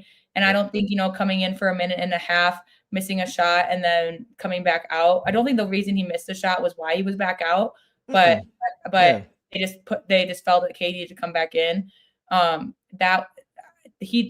would like to see him have more minutes is basically where I'm at tonight. I think he came in much stronger. His mindset was better. The energy was there. The fire was there. What we needed was there. So I hope that even though it didn't work this time, I hope that they factor that into adjustments for next game. Yeah. I know he hasn't played great the first 2 games, but he came out and played great this game. He had 5 points in like a minute. He had the runner, the layup, and then he had the 3-ball. And he was defensively, he was sound. I don't know. And in the game where Cade is struggling to take care of the ball. Yes, Guy. In the game where Cade is struggling to take care of the basketball because they're crowding him and he's the only point of attack guy who can really make plays happen for you as a creator. I'm not even just saying Daniss should have more minutes as a backup point guard. I'm just saying he should have more minutes, period. Getting Cade off the ball. To me, the remedy in that situation is to get Cade off the ball more, to put him in the post, to let him operate, in the high post, like this, to let him give them different looks and to take pressure and usage off of Cade. So to me, in a game when he's struggling the way he is to take care of the ball, not even just as a back, I'm not even just saying take Cade out and put Daniss in, play them together. Yeah. But to have him not in the game at all at the 1 or the 2, along with Cade, to me is very confusing. Yeah, I'm not gonna lie. Especially in the game where he didn't play bad. It's not like he was playing terrible either. Like he wasn't getting hunted defensively. He wasn't turning the ball over. Daniss was like none of that. So it's just like, why is he not playing more? And that is with Cade playing and struggling the way he was tonight, right? I would bring Caris in behind Daniss and Cade just to get Cade a break. Just to get him a break, I'm playing Caris more as a playmaker. Just to get Cade a blow, just to allow him to play off the ball. And you know how I feel about Caris as a number 1, as a point guard. He's not. But in this kind of situation, when you're trying to make a change and you're trying to get Cade some help and get him off ball, that's what I would do. So for me to play Daniss only 7 minutes in a game where he's playing well and Cade is struggling to play well, I don't get it. I don't get it. Yeah, they picked up this one too, that, they're big. It might be tough to play Daniss and Cade when you play Huerter. When you can play Huerter. I mean, I get it, but at the same time, just like with Duncan, even though I always think he's smaller than he is, this is my same argument. This is my same argument with the starting lineup. It's like, if we're going to play certain guys that need, like, he got half of Duncan's points. Yeah, you're right. Right. And I get it because they're different positions. Duncan's a 3-point shooter. Jenkins is too, but he's been a little bit off, but then he made one. Yeah. He made one. And so it's like, I think, and he wasn't getting hunted. I don't think any of this, I think it was just a little bit of coach, because I look at these numbers too, and like Duncan only played 28 minutes. Like, who else was in? Yeah. So, it was definitely, it was like, I think it was this Huerter and Duncan would just trade, like, those were the trade-offs. Again, I didn't mind Huerter out there. 5 assists, and we'll get to him and stuff, and fantastic, but no points. But Jenkins, in short minutes, I mean, he came out improved. I was looking forward to him playing because the way he started, I was like, if Jenkins can get unleashed, and he was looking unleashed. He was looking out of his chains, out of whatever was holding his back, his nerves. First 2 games, he was looking out of that. So and it wasn't like they were hunting him. He's not like he was getting scored on. No, he's not a lot of ability at all. No, he's not. That's a false statement, bro. He is not a defensive liability. I love you. I love you. Than him. I think his defense is better than And Duncan's a lot bigger. So once again, he can stay in front. He's 6'3". He's not 6 feet, guys. He's not 6'1". He's 6'3". He's not the biggest guy. Right. And they do have a big team, but they're not even hunting him out. You don't see them hunting Daniss Jenkins out. And again, he hasn't had turnovers. The most consistent thing that's happened is he's had assists and stuff, but he hasn't given the ball up against I think that was game 1. It's like we had a lot of turnovers and he didn't give the ball up. And so that makes up for the size. If you can just outhandle these guys, create space, not let them reach in and get it to you, that helps make it. So helps make it. So for sure. just curious. And I know some of you got, coaching is the problem, all this stuff. It's like we said earlier, it's all about adjustments. And we've seen KB make the adjustments needed. We've seen him not play. We saw, we've seen it with Rue, we've seen it with Yogi. We've seen the adjustments are just coming a little bit slower.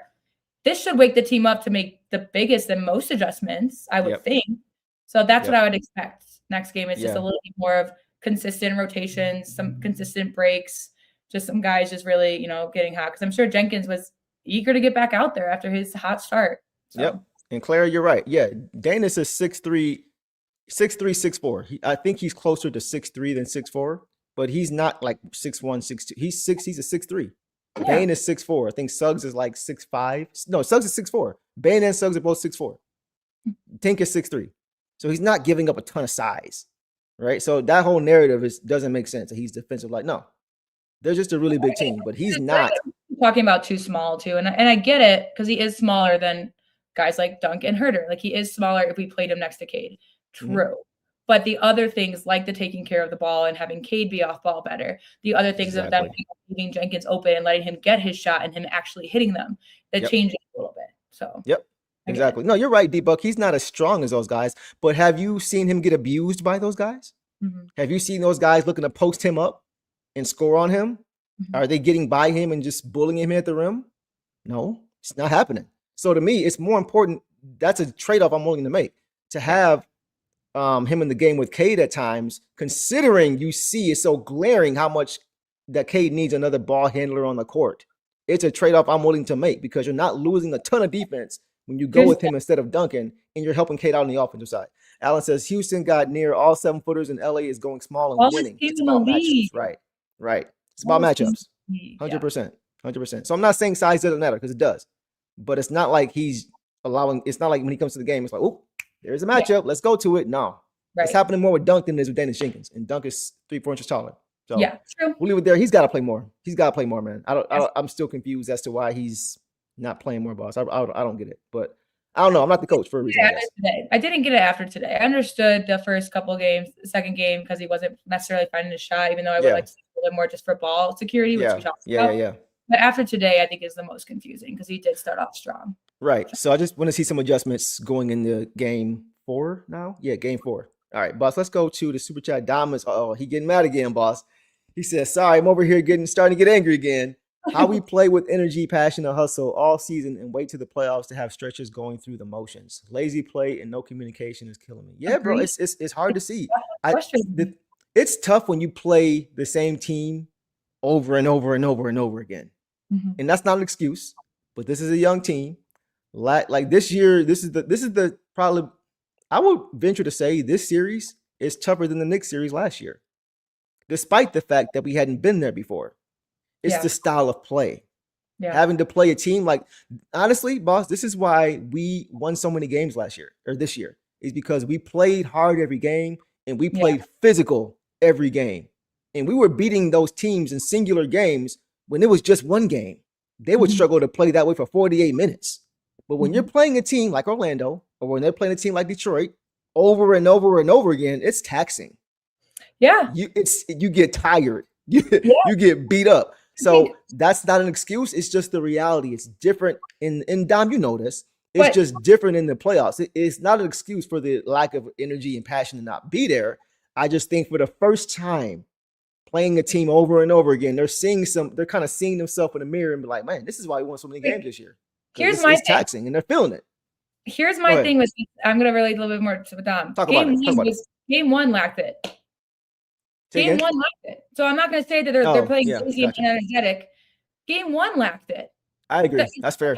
That's fair. So I get it because yes, you're right. But from the start, it hasn't been Pistons basketball. From the start, it's been a lack of energy. That's true. So that's what I think that's what that's been my problem too, Dom. I talked about it's just so frustrating. This team that has been so fun to watch because they're so energetic on both ends of the floor. We saw the only time that they had energy tonight was when we tied it in the fourth, and then we gave it but that shouldn't be. It shouldn't be a fourth quarter 2 minutes of energy.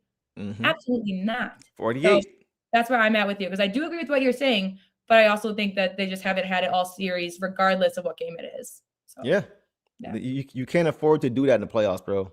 Like you can't, especially against a team who plays the same way that you do. You can't let a team outplay you at your style when you claim, like the Pistons have been the best at this style all year, boss. Yeah. As far as just playing physical, punishing in it, just playing hard all game. That's been their calling card all year. I think they got a little bit rattled by it, and you're right. It started from game one, so it can't drop off now. Yeah. Right. But they gotta dig deep. They gotta dig deep. Yeah, exactly. You gotta take it up a level. So I agree. You're not wrong. You're not wrong there, boss, for sure. So Mark says this series is going to make us better. Prior to the play-in, one team didn't want to play is Orlando, although I still thought we can beat. Yeah, I still think we're the better team. Matchup. That's what we thought. We didn't want to play them because of our toughest matchup. And like you said, Mark, and you've said this too, they're going to make us better. The thing is that like we're also shooting ourselves in the foot a little bit. And so if we want to make it to the next round, we've got to actually play our kind of ball too. So last one, boss. Alan says, Deuce and boss, how we feel about giving Sasser some ring? We talked about this last show. It won't happen, but I love to see Sass out there with Cade. Yeah, it won't happen. Because listen, you guys are already complaining about Tink not being big enough at 6'3", 6'4". Sass is 6'2" at best, maybe even 6'1". And he's a bulldog. But you guys talked about, the mismatches and with a guy like 6'7" Duncan Robinson, the mismatches. With a 6'2" Sasser, they're definitely going to hunt that out every single time. Yeah. So for as many points as you score, you're probably going to be giving up more in that situation. You're probably going to be more relegated in the half court more because you got to send help every time. They're probably going to post him up every time. Now the doubles got to come. They're going to get a good shot. A lot of what happened tonight without him playing would happen even more. Yeah. Now offensively, it would still be a struggle because trying to get a shot off against guys who are 3 or 4 inches taller than him, who are guarding him, it ain't going to be as easy. It ain't going to be as easy for a guy like Sass to be able to get his shot off. So offensively, I feel like you would lose more defensively than you would gain offensively because of just the lack of size that he has and how much they have. That's why I would say I feel like Daniss is the happy medium. He's not the scorer that Sasser is, but he gives you so much more defensively because of just his size. And I think in this series, you can't rely on trying to outscore this team. You got to out defense them and out physical them. Yeah, and that's kind of where I'm at too. I think that's the truth of it. I love Sass. I would love to see him. He's had microwave energy for us in the past few seasons. He comes off, he fires off shots, drains them, it helps momentum. I think the thing is that like when we're lacking momentum as a team, we can't just throw in Sass and like hope. Like if we were more connected as a team and we're passing the ball well, we're moving the ball well, and we're screening well, and we're getting guys open. If we can get him some open threes out there and we're not dying on defense, and like I would love to see him participate in a playoff game for us this season, but I don't think he's not the one to plug in to this. As much as we want, as much as I want his scoring and I like his energy and his handles, he's just not the one to plug in before we plug in others we do. So I agree. So that's where we're at with that. Go ahead. I'll be right back. All right, do you think? All right, let's get some quick comments, man. Vulture said, this is a bad matchup for us. I hate to say, I don't believe we will win the series, bro. They are too big. It's like JD can't handle all that size under the rim bothering him. Vulture, I've said it all year. I want to see, and we're going to get to him, I want to see Isaiah Stewart in that starting lineup with Jalen Duren. I feel like that will help him so much more. It will help Tobias too, because asking Tobias at 32, 33 to guard a young Paolo who's bigger than him, who's faster than him, who's more athletic than him, that's a lot to ask. And I feel like Isaiah Stewart is best suited, better than anybody on this team, to guard Paolo. He's got the size, he's got the lateral foot speed, he's got the quickness, and he's got the defense to stay in front. We saw he did last game at the rim, right? Guarding him, blocking a shot, right? You saw how excited Paolo got when he finally got a dunk on Stu. To me, that's the best way to go. When you got Wendell Carter and Paolo, you got to go JD and Stu. To me, that just makes the most sense. And that allows JD to not have to focus so much on defense. Stu can help him so much on that end of the floor. It's ridiculous. It's ridiculous. So that's why I would have Tobias coming in off the bench as, going against the Tristan De Silvas of the world in that situation, right? Instead of having to guard Paolo. Because that's gonna weigh on Tobias too on the other end offensively. Like having to go against Paolo and exert energy against Paolo is gonna affect him offensively too at 32 years old. So starting Stu with JD to me just makes all the sense in the world. For me, if it's me, boss, I'm going Cade, Huerter, Ausar, Stu, JD. That's my starting group against a team that is big, that has no deficiencies defensively. You gotta match that. And our So bench is incredible. Tobias, bench, Duncan, exactly, B-Ball, Jenkins, exactly. Caris. Yeah, Is that what I'm missing? yeah. Bench I'm would be doing it. nuts. Yeah. I'm doing it. So that's what I would do if it were me. Oh, woo. Yes, and yeah, exactly. Woo too. So that's just my take. That's my take. Let me see what you guys think. Let's go bigger man. JB gotta wake up. Let's see. Duren, Stewart, Tobias, Ausar, and Cade need to start. B-Ball, Paul. Okay. I'm not mad at that too much. Claire agrees there. Got to put Duncan on the bench. You got to go double big. Yes, against Cleveland next round anyway. Might as well start doing it now if it's me. You can't have Duren backs by two guys and every rebound and not him being. But once again, having Stu out there will help with the rebounds as well. So I just feel like that's the way to go. Like we've leaned into our defense all year. You got a all NBA defensive player on your bench in Isaiah Stewart, just waiting to wreak havoc. And I think he doesn't pick up all those fouls in 13, 14 minutes if he's playing at power forward as opposed to playing at center, because he's playing center without JD out there. So he's having to guard their best guy as well. So just they help each other is my point if they play together. So that's what I want to see. I hope we see that. We'll see. All right, guys, let's keep pushing, man. Let's go, boss, now to Kevin. What is that, Velvet? Huerter. Tonight, guys, Kevin Huerter finished with, he didn't score. 0 for 2 from the field, 0 for 1 from 3, 1 rebound. But here's the thing for me, boss. 5 assists, second most in this game, and no turnovers. 5 to 0, and 1 steal in 15 minutes. So I'm gonna take off on him, but you have the floor first. I'm gonna let you take off on Kevin Huerter. What'd you see? I mean, the 5 assists are fantastic. I mean, definitely the highlight of his box score, but it says a steal, but not on his box score. He was playing such good defense. No one shot over him. If they did, it came up short. They had to give up the ball. He was doing great in front of everyone. He was disruptive, knocking out of bounds. Just came in. He brought a lot of energy. 15 minutes seems low for him, I think, only because he didn't score. He had that 1-3 that was off. That you hope that he can get going, but he's not. I said this last time. He's not putting up 4, 5, 6 threes. He's kind of trying to shoot, and to me, he's just out there trying to make things happen. And when it tells me that a guy that we bring in to help on offense only get 2 shots up total, but then he gets 5 assists, it tells you that he's still doing things on offense. And secondly, it tells me that he's doing enough on defense to keep him out there. So he did enough on both. Again, the box score registers a steal, but if you watch the game and watch him play defense, he matched up fantastically with whoever he was guarding. Whoever he was switched on, he did good with. He didn't seem lost out there. He looked nice. And so of course you want to see him get a couple baskets, even if if he's 0 for 2 and he was 0 for 1 from 3. So you want to see him get some points on the board. But definitely his defense and again his facilitating helps immensely in a short time. To get 5 assists in 15 minutes is come on, bro. Very impressive from Kevin Huerter. Yes, so. he just keeps the offense. He brings a lot of what Javonte Green brings, and the fact that he just makes the right play. He just makes the right play. He just understands how to play the game. He understands what he's looking at, and defensively, he's not a liability.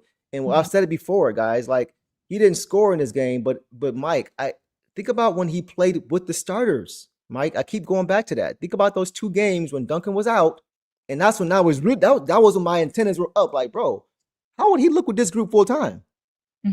Because putting up efficient scoring, 18 points, I think, in both games, not a ton of turnovers, a ton of assists, great defense, just an all-around good player. Is maybe a prisoner of the moment, but Kevin might be the most well-rounded role player Cade has ever had. I don't think that's a bad take. What can't Kevin Huerter do? That's an honest question to the chat. What can't he do? And we're talking well-rounded because the first one I thought was, well, I think I agree, but Tobias, but at the same time, but Kevin's better on defense than Tobias. Defensively, exactly. Like once again, we've well-rounded as a whole. And that's what you need from your role players, to be able to do a little bit of everything. So let me finish. So my point is just that, like, we saw him tonight guarding, getting switched on Paolo and making him give the ball up. He's giving up 30, 40 pounds and 3, 4 inches to Paolo. He's playing good defense without fouling. He's making him give the ball up. He's making him take bad shots. And on the offensive end, he's just keeping the ball moving, and he's moving himself. He made a great pass to Javonte Green in the corner for a 3-ball. Like, he had a layup, but it could have been contested. He just makes the right plays. He makes the right plays. And once again, I think with this starting group, alongside Cade, alongside Ausar, alongside Stu, alongside JD, you've got the perfect balance of defense and offense and size to be able to match up with this team. And then you got the guys who were starting, coming off the bench against starters, getting buckets, and having guys like Javonte Green and Ron Holland, if they're there, to be able to help you defensively if you're Tobias Harris, and having B-ball Paul there to help you defensively in the post, in the paint, if you're Tobias Harris. So to me, it just balances out the lineup and puts you in better position to match up with this big defensive team. So that's why I was started. Yeah, and I agree. I agree with Fargan here, though, too. It's not about what Ravella can't do. It's about consistency. And so he has been consistent in all areas. I think all we need for him to truly be like, you know, he is the role. And again, he had 15 minutes.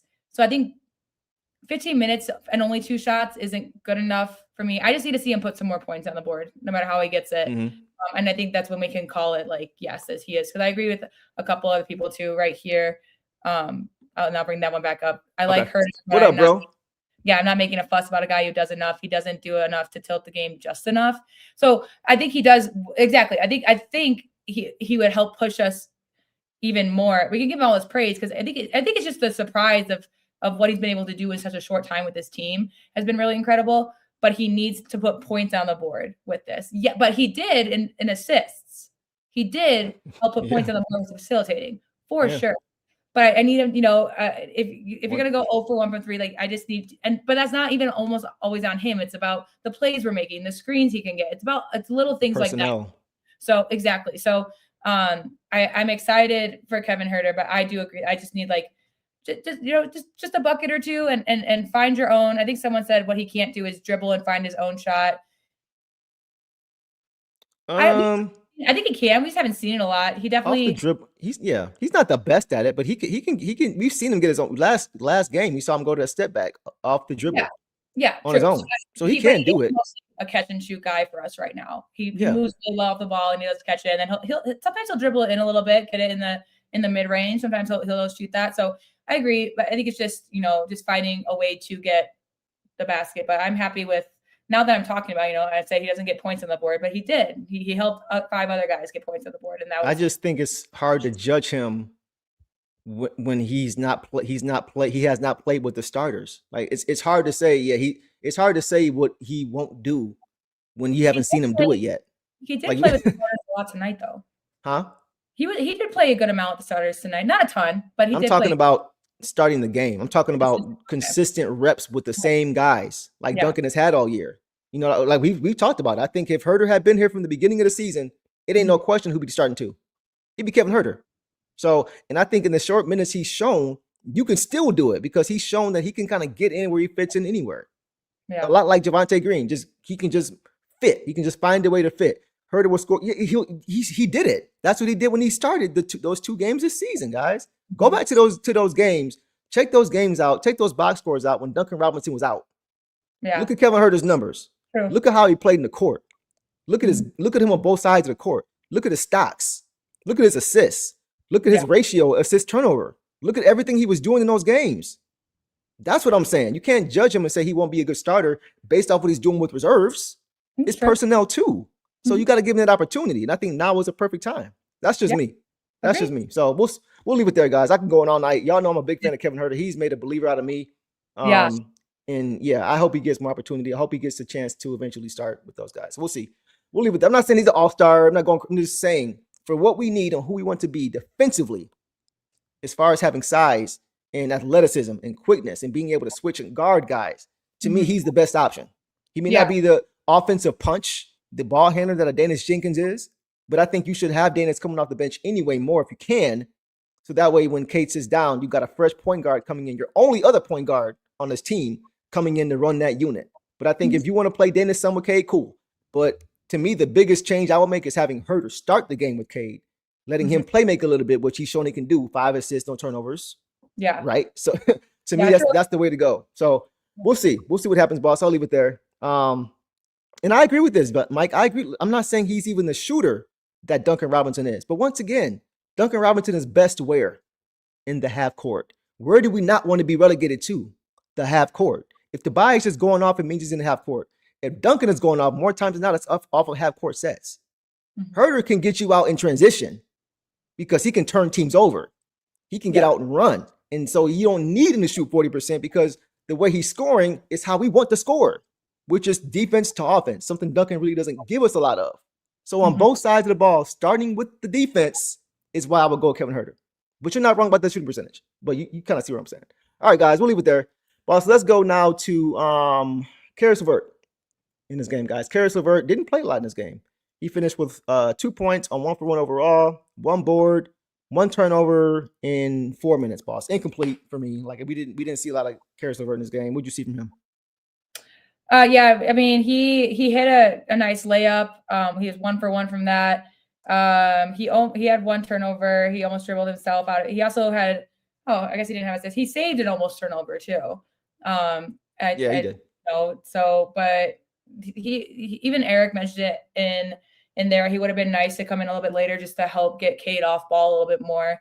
But incomplete. It's now his second game with only 4 minutes. He hasn't played a lot. So incomplete. Definitely didn't do anything to harm us this game. That's where I'm at with him. Yeah, same. I'm surprised he didn't play more in this game. He had a nice lefty finish at the rim. Like him and Jenkins starting strong. So, yeah. He did a decent job facilitating at times. Did he have any turnovers in this game? Yeah, 1. He had 1? Okay. So, yeah, it's when you don't play more than 5-10 minutes, I'm not really going to look at you and say you were great or not. It's just not enough to go off of. So, hopefully he gets more time. But if it works out, I agree with this. I feel like they're kind of redundant. And I honestly feel like Huerter gives you more. So, that's kind of why I think he just keeps the offense moving better. I think defensively, you could argue maybe Caris is a little bit better, more athletic or whatever, but it's not enough. To me, the gap offensively, as far as what the team is trying to do schematically, offensively, I think the gap is bigger for Kevin Huerter offensively than it is for Caris LeVert defensively. So. Here's my thing between them. Caris is great, a guy who wants to create his own shot, wants to dribble it in.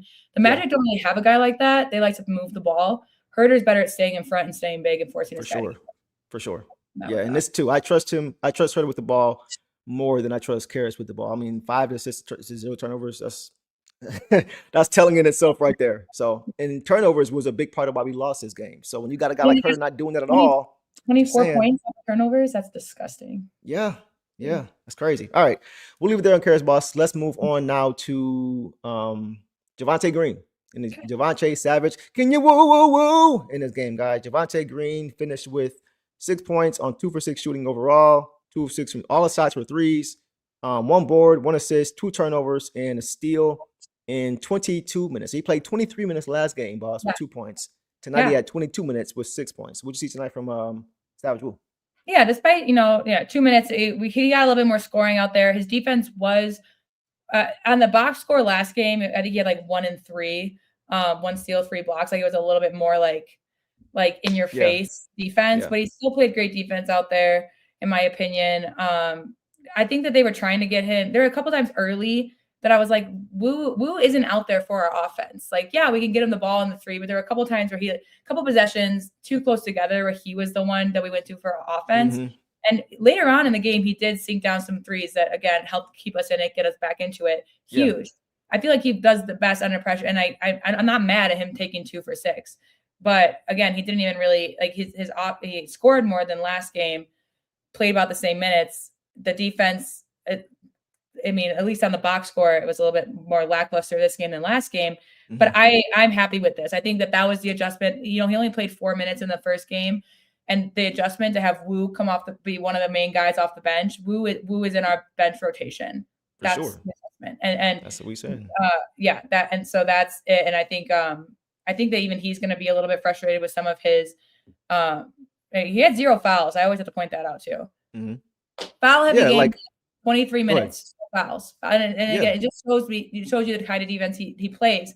And the kind of defense he plays is he will match you at the rim, he will play help defense, but he will also force you to give it up, and that's why he's not fouling you, because he's making you give up the shot. So I'm happy with Woo's minutes tonight. Maybe could do a little bit more in terms of box score defense, but I'm not going to complain about it. And 2 for 6, I'm not going to complain about either, because the 2 that he eventually did hit were big. The one that he missed was the one that they called that like ghost foul that I don't think even as Pistons fans, I was like, don't call it. Yeah. It would have been Yeah. nice if they didn't have a challenge and we got that, but it also would have been like, where's the integrity of the game, you Mhm. know? Because there Mhm. was nothing there. And so that counts for one as well. And that was a low shot clock. So, but otherwise, yeah, I'm happy that Javonte Wu is playing these kind of minutes in these games. This is where he needs to stay the rest of the series. I agree.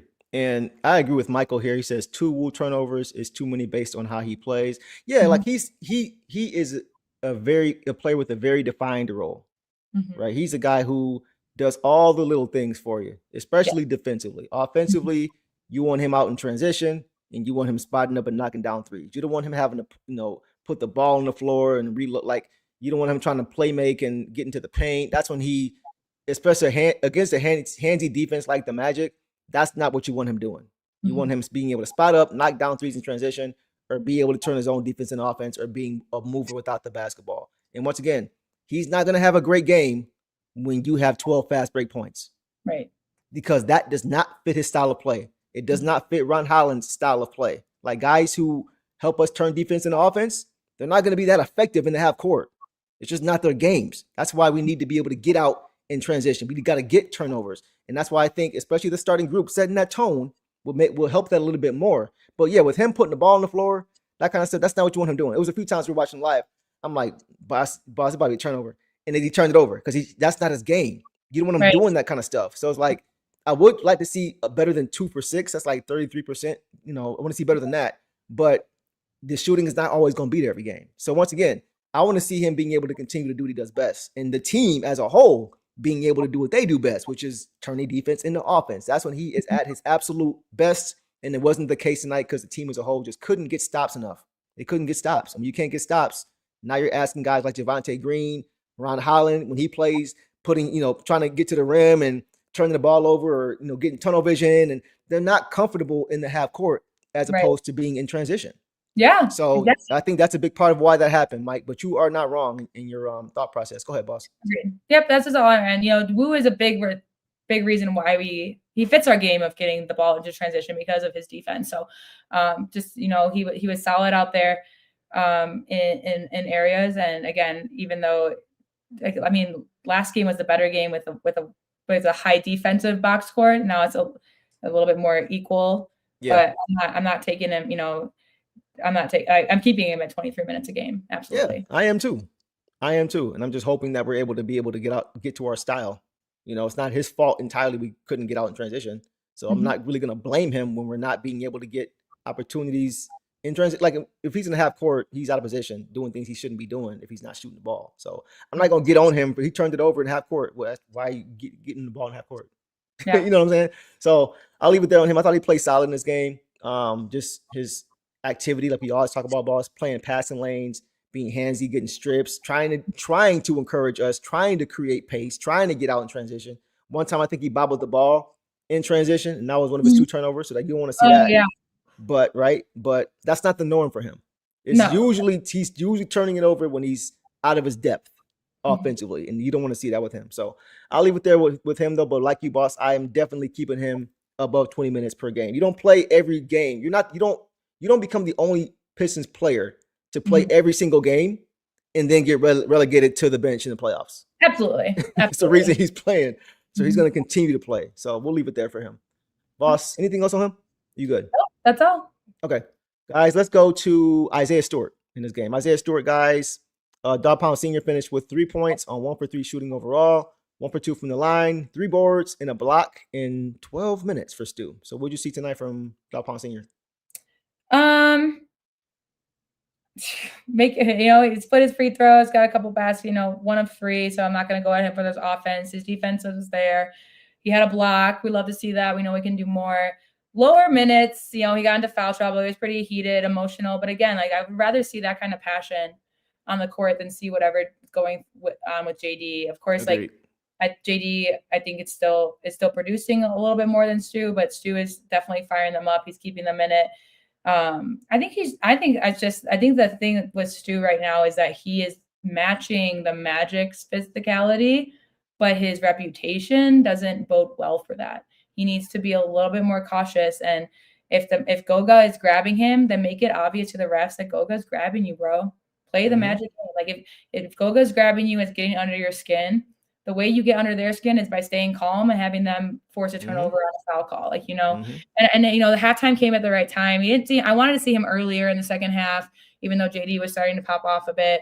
But yeah, like not a little bit incomplete for me, just in terms of lower minutes for him.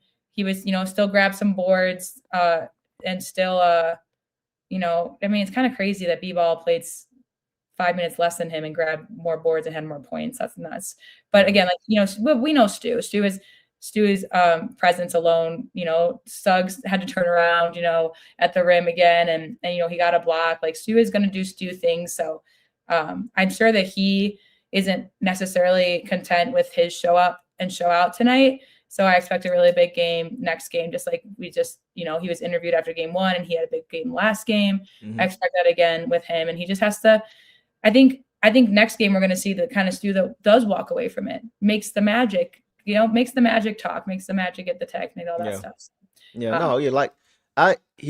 To me, he was kind of a box score deceiver. I know he had the 3 fouls in 13 minutes, or 12 minutes. But like you said, though, it's just the impact and the tone that he set when he came into the game. Immediately came into the game and got a block on Desmond Bane. Yeah. Right away. Made his presence felt right and was barking at the crowd. It's like you say, boss, like it's not always about the most talented guy. It's about who fits how we play, man. Who can rattle them a little bit, who can make them uncomfortable a little bit. And Stu comes into the game and he does that. He does it every game. He just makes his presence felt. So you mentioned the reputation. That flagrant call on him was ridiculous. That was flagrant. They called it a wind up on Desmond, or was it on Jalen Suggs? He grazed his face. First of all, he went straight up. He went vertical. First of all, when you're trying to hurt somebody, you're leaning into them. You're not vertical. Your arms are like this, and you're winding up. He didn't wind up at all. He went vertical. He happened to come down and graze his face, and of course, he went down like he just got hit by George Foreman.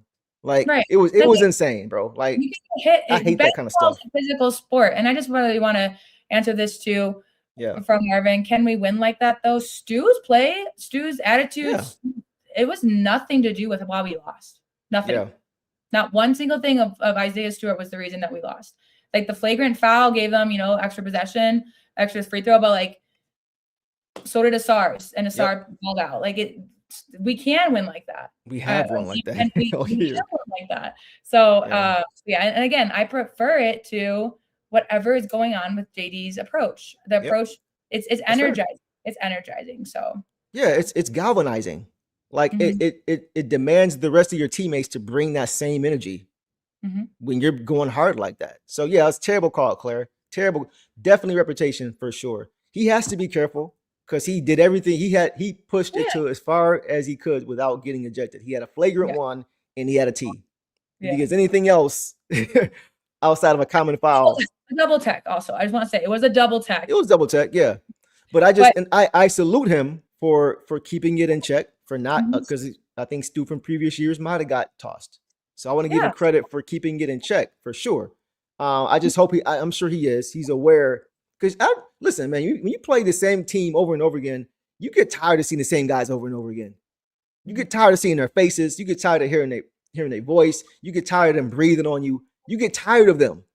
So it's natural for things to get chippy in a series. The longer it goes, it's definitely some bad blood that gets. That's how rivalries are born, right? So I just want him to continue to keep it in check the way he has so far, and I hope he can play more.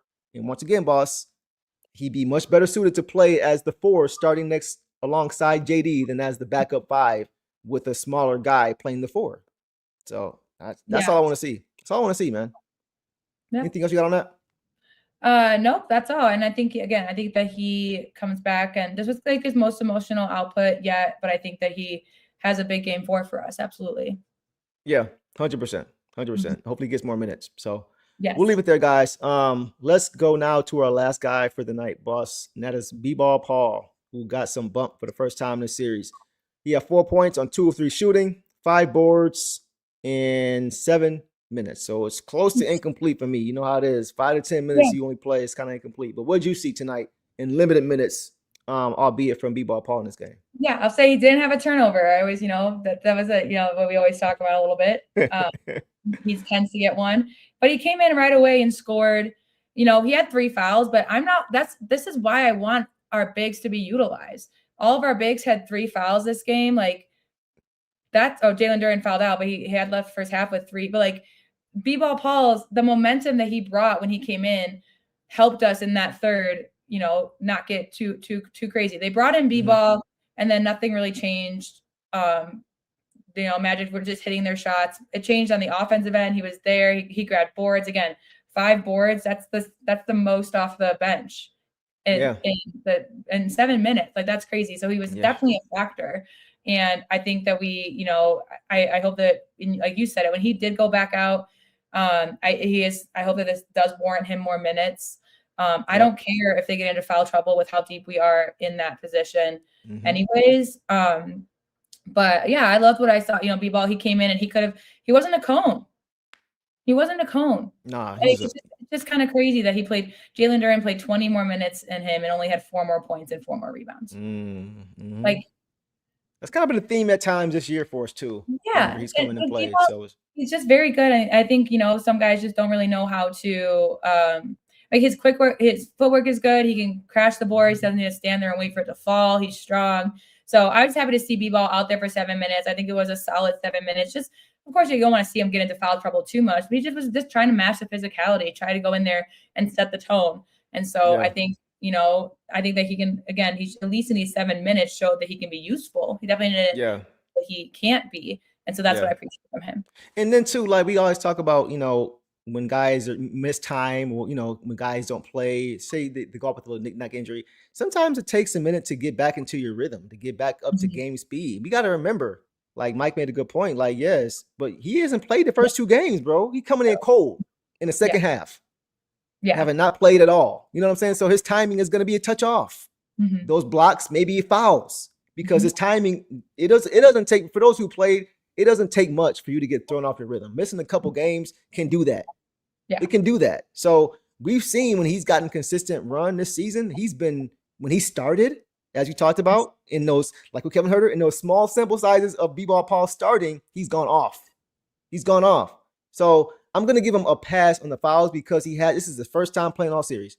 Now, if this continues through the series, now it's something to watch. If he's getting consistent reps and consistent time over the rest of the series or over the duration, and there's still a problem, now I'm watching that. But first game in the playoffs, coming in cold in the second half, I'm going to give him a little bit of a pass for that. So I'm not going to, and he was effective though. Came in, nice roll to the basket, nice finish. Up and under finish.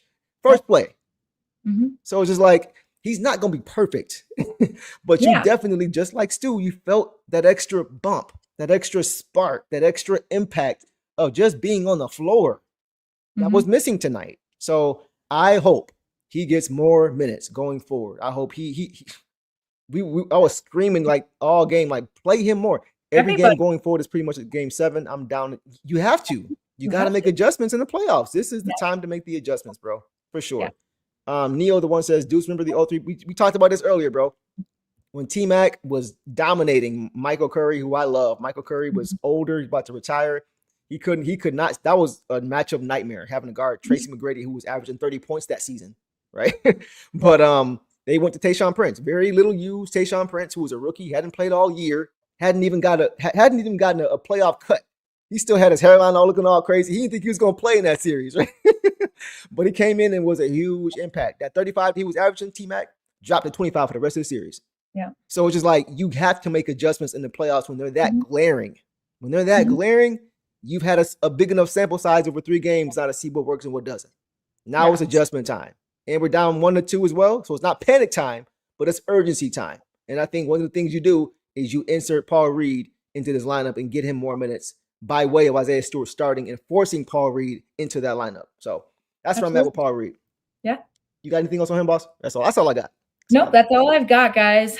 All right, man. We'll leave it there, guys. We're not overreacting. We're not saying this season is over. None of that craziness. We're down 1-2. We shouldn't be down 1-2, but we are down 1-2. So this series is probably going to go a little bit longer than we thought. Yep. I had it at 5. Then after that first loss, I said, okay, maybe 6. So it's definitely going 6 now. I would say, hopefully not 7, but we'll see. I love that late push. Not gonna lie, but let's see how we bounce back. I may not be able to watch. You know when it comes to the Pistons, Charlie, you a glutton for punishment. You know you're gonna watch that game for sure. Hopefully, we won't be punishing next game. Go ahead. And we're gonna go live again. But Deuce, you're gonna be. Do you want to plug the event going on? Yeah. So, real quick, the series, guys, now does shift. Or it's still in Orlando. They're still gonna be in Orlando for one more game. Let's just pull a schedule up here. Pistons are 1-2 right now, guys. Game 4 is going to be Monday, back in Orlando. The Pistons will try to tie that series at 2 apiece. But, guys, it's going to look a little bit different because this Monday, we're going to be having a watch party. And we're going to have our live post game and a live watch party per usual. But it's going to look a little bit different because I'm going to be streaming the game from a restaurant called Paddle and Par. Paddle and Par, guys, is a restaurant in Beverly Hills. And they invited us out to watch the game for the night. So that's where I'm going to be streaming. Boss would be there, but I don't think Moose and Bear would be too happy about that, considering she just got back last week. I don't think my full-time job would be too happy about that. They wouldn't be either. They wouldn't be either for sure. But I'll be there representing for sure. Boss will be her usual location. We're still gonna be doing everything we usually do. Yeah, but you guys should pull up. Yeah, we're still gonna go live. I think Eric's gonna be back again too. Yep. Still gonna make that work. Hopefully, we'll figure it out. I think my biggest concern is just syncing up TVs in that instance, but hopefully we'll figure it out. Hopefully the universe is kind and everything is good. Because I'm excited to talk to you guys again and hang out. And I do think, again, it's not a must win because it's a 7-game series, but for the sake of this fandom, for the Pistons, it would be great to come out and make a statement again. So you guys should pull up, man. We're going to be there from 8 to 11. It's free entry to come watch the game. They got really good food. They also have free pickleball and golf access as well. So there's going to be some giveaways there as well.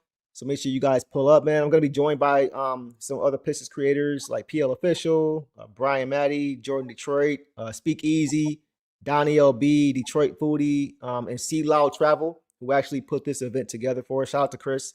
And maybe some surprise guests as well, guys. So if you guys want to link up, meet me at Paddle and Par for Game 4 on Monday, April 27th from 8 to 11. I'd love to meet some of you guys. And if you pull up, you might find yourself on the Deuce and Boss show for a few minutes as we watch that game as well. So definitely feel free to pull up and join as we watch the game from there. So anything else on that, Boss? Nope, that's all, guys. That's going to be, at least we don't have to wait 2 days. This is tough loss, but this is our team, guys. All we can do. You got to show support, show some love. I believe in them wholeheartedly still. But yes. Yeah, for sure. We're not gonna overreact. We're gonna see what it is. Maddie says, go ahead. He says, man, this stream has been straight therapy after that loss. Thank you guys as always. It's therapy for us too. Yeah, we come in sometimes we all get to talk it out. We get to see where you guys are at. I feel like by the end of the show, everyone's feeling a little better. So but a little bit better tonight. We all know that what our team can do, and now it's just on them to pull it together. Do it. So. Yeah, that's what it comes down to, man. So we'll leave it there, guys, until next game, man. Listen, we appreciate you guys for all showing up. Those who showed up for the live watch party, we appreciate you guys hanging with us and showing up and showing out as you guys always do, man. So make sure you guys smash that like button and subscribe if you are new. And I hope you guys enjoy the rest of your weekend. There's still some more playoff basketball going on. I think the Knicks and Hawks are about to get ready to play, if they're already playing. They're on, yep. They're on right now. So make sure, try to take your mind off this game. Go watch some other teams we might potentially play in the next round if we get there. Whatever you got to do, man. But we hope you guys have a great night. Be safe. Enjoy the rest of your weekend, man. And y'all know the drill. Detroit versus everybody. See y'all Monday. All the dirty work, all dog. I'ma dive on the floor, go try to block every shot, and I'ma be physical with you the whole game. Stu gonna be physical with you. When you think of the Pistons, you think of just hard work and just gritty basketball. That's just the identity you gotta have when you put on that jersey.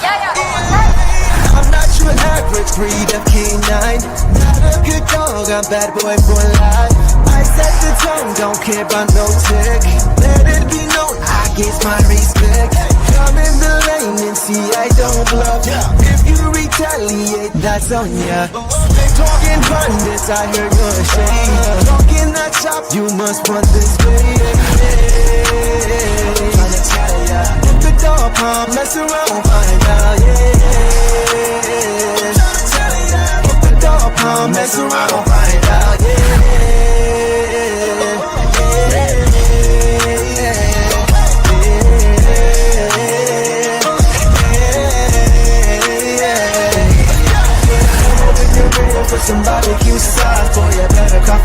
cause I'm like that. When you're waiting for some barbecue sauce, won't you send a cup of hair, cause I'm like that.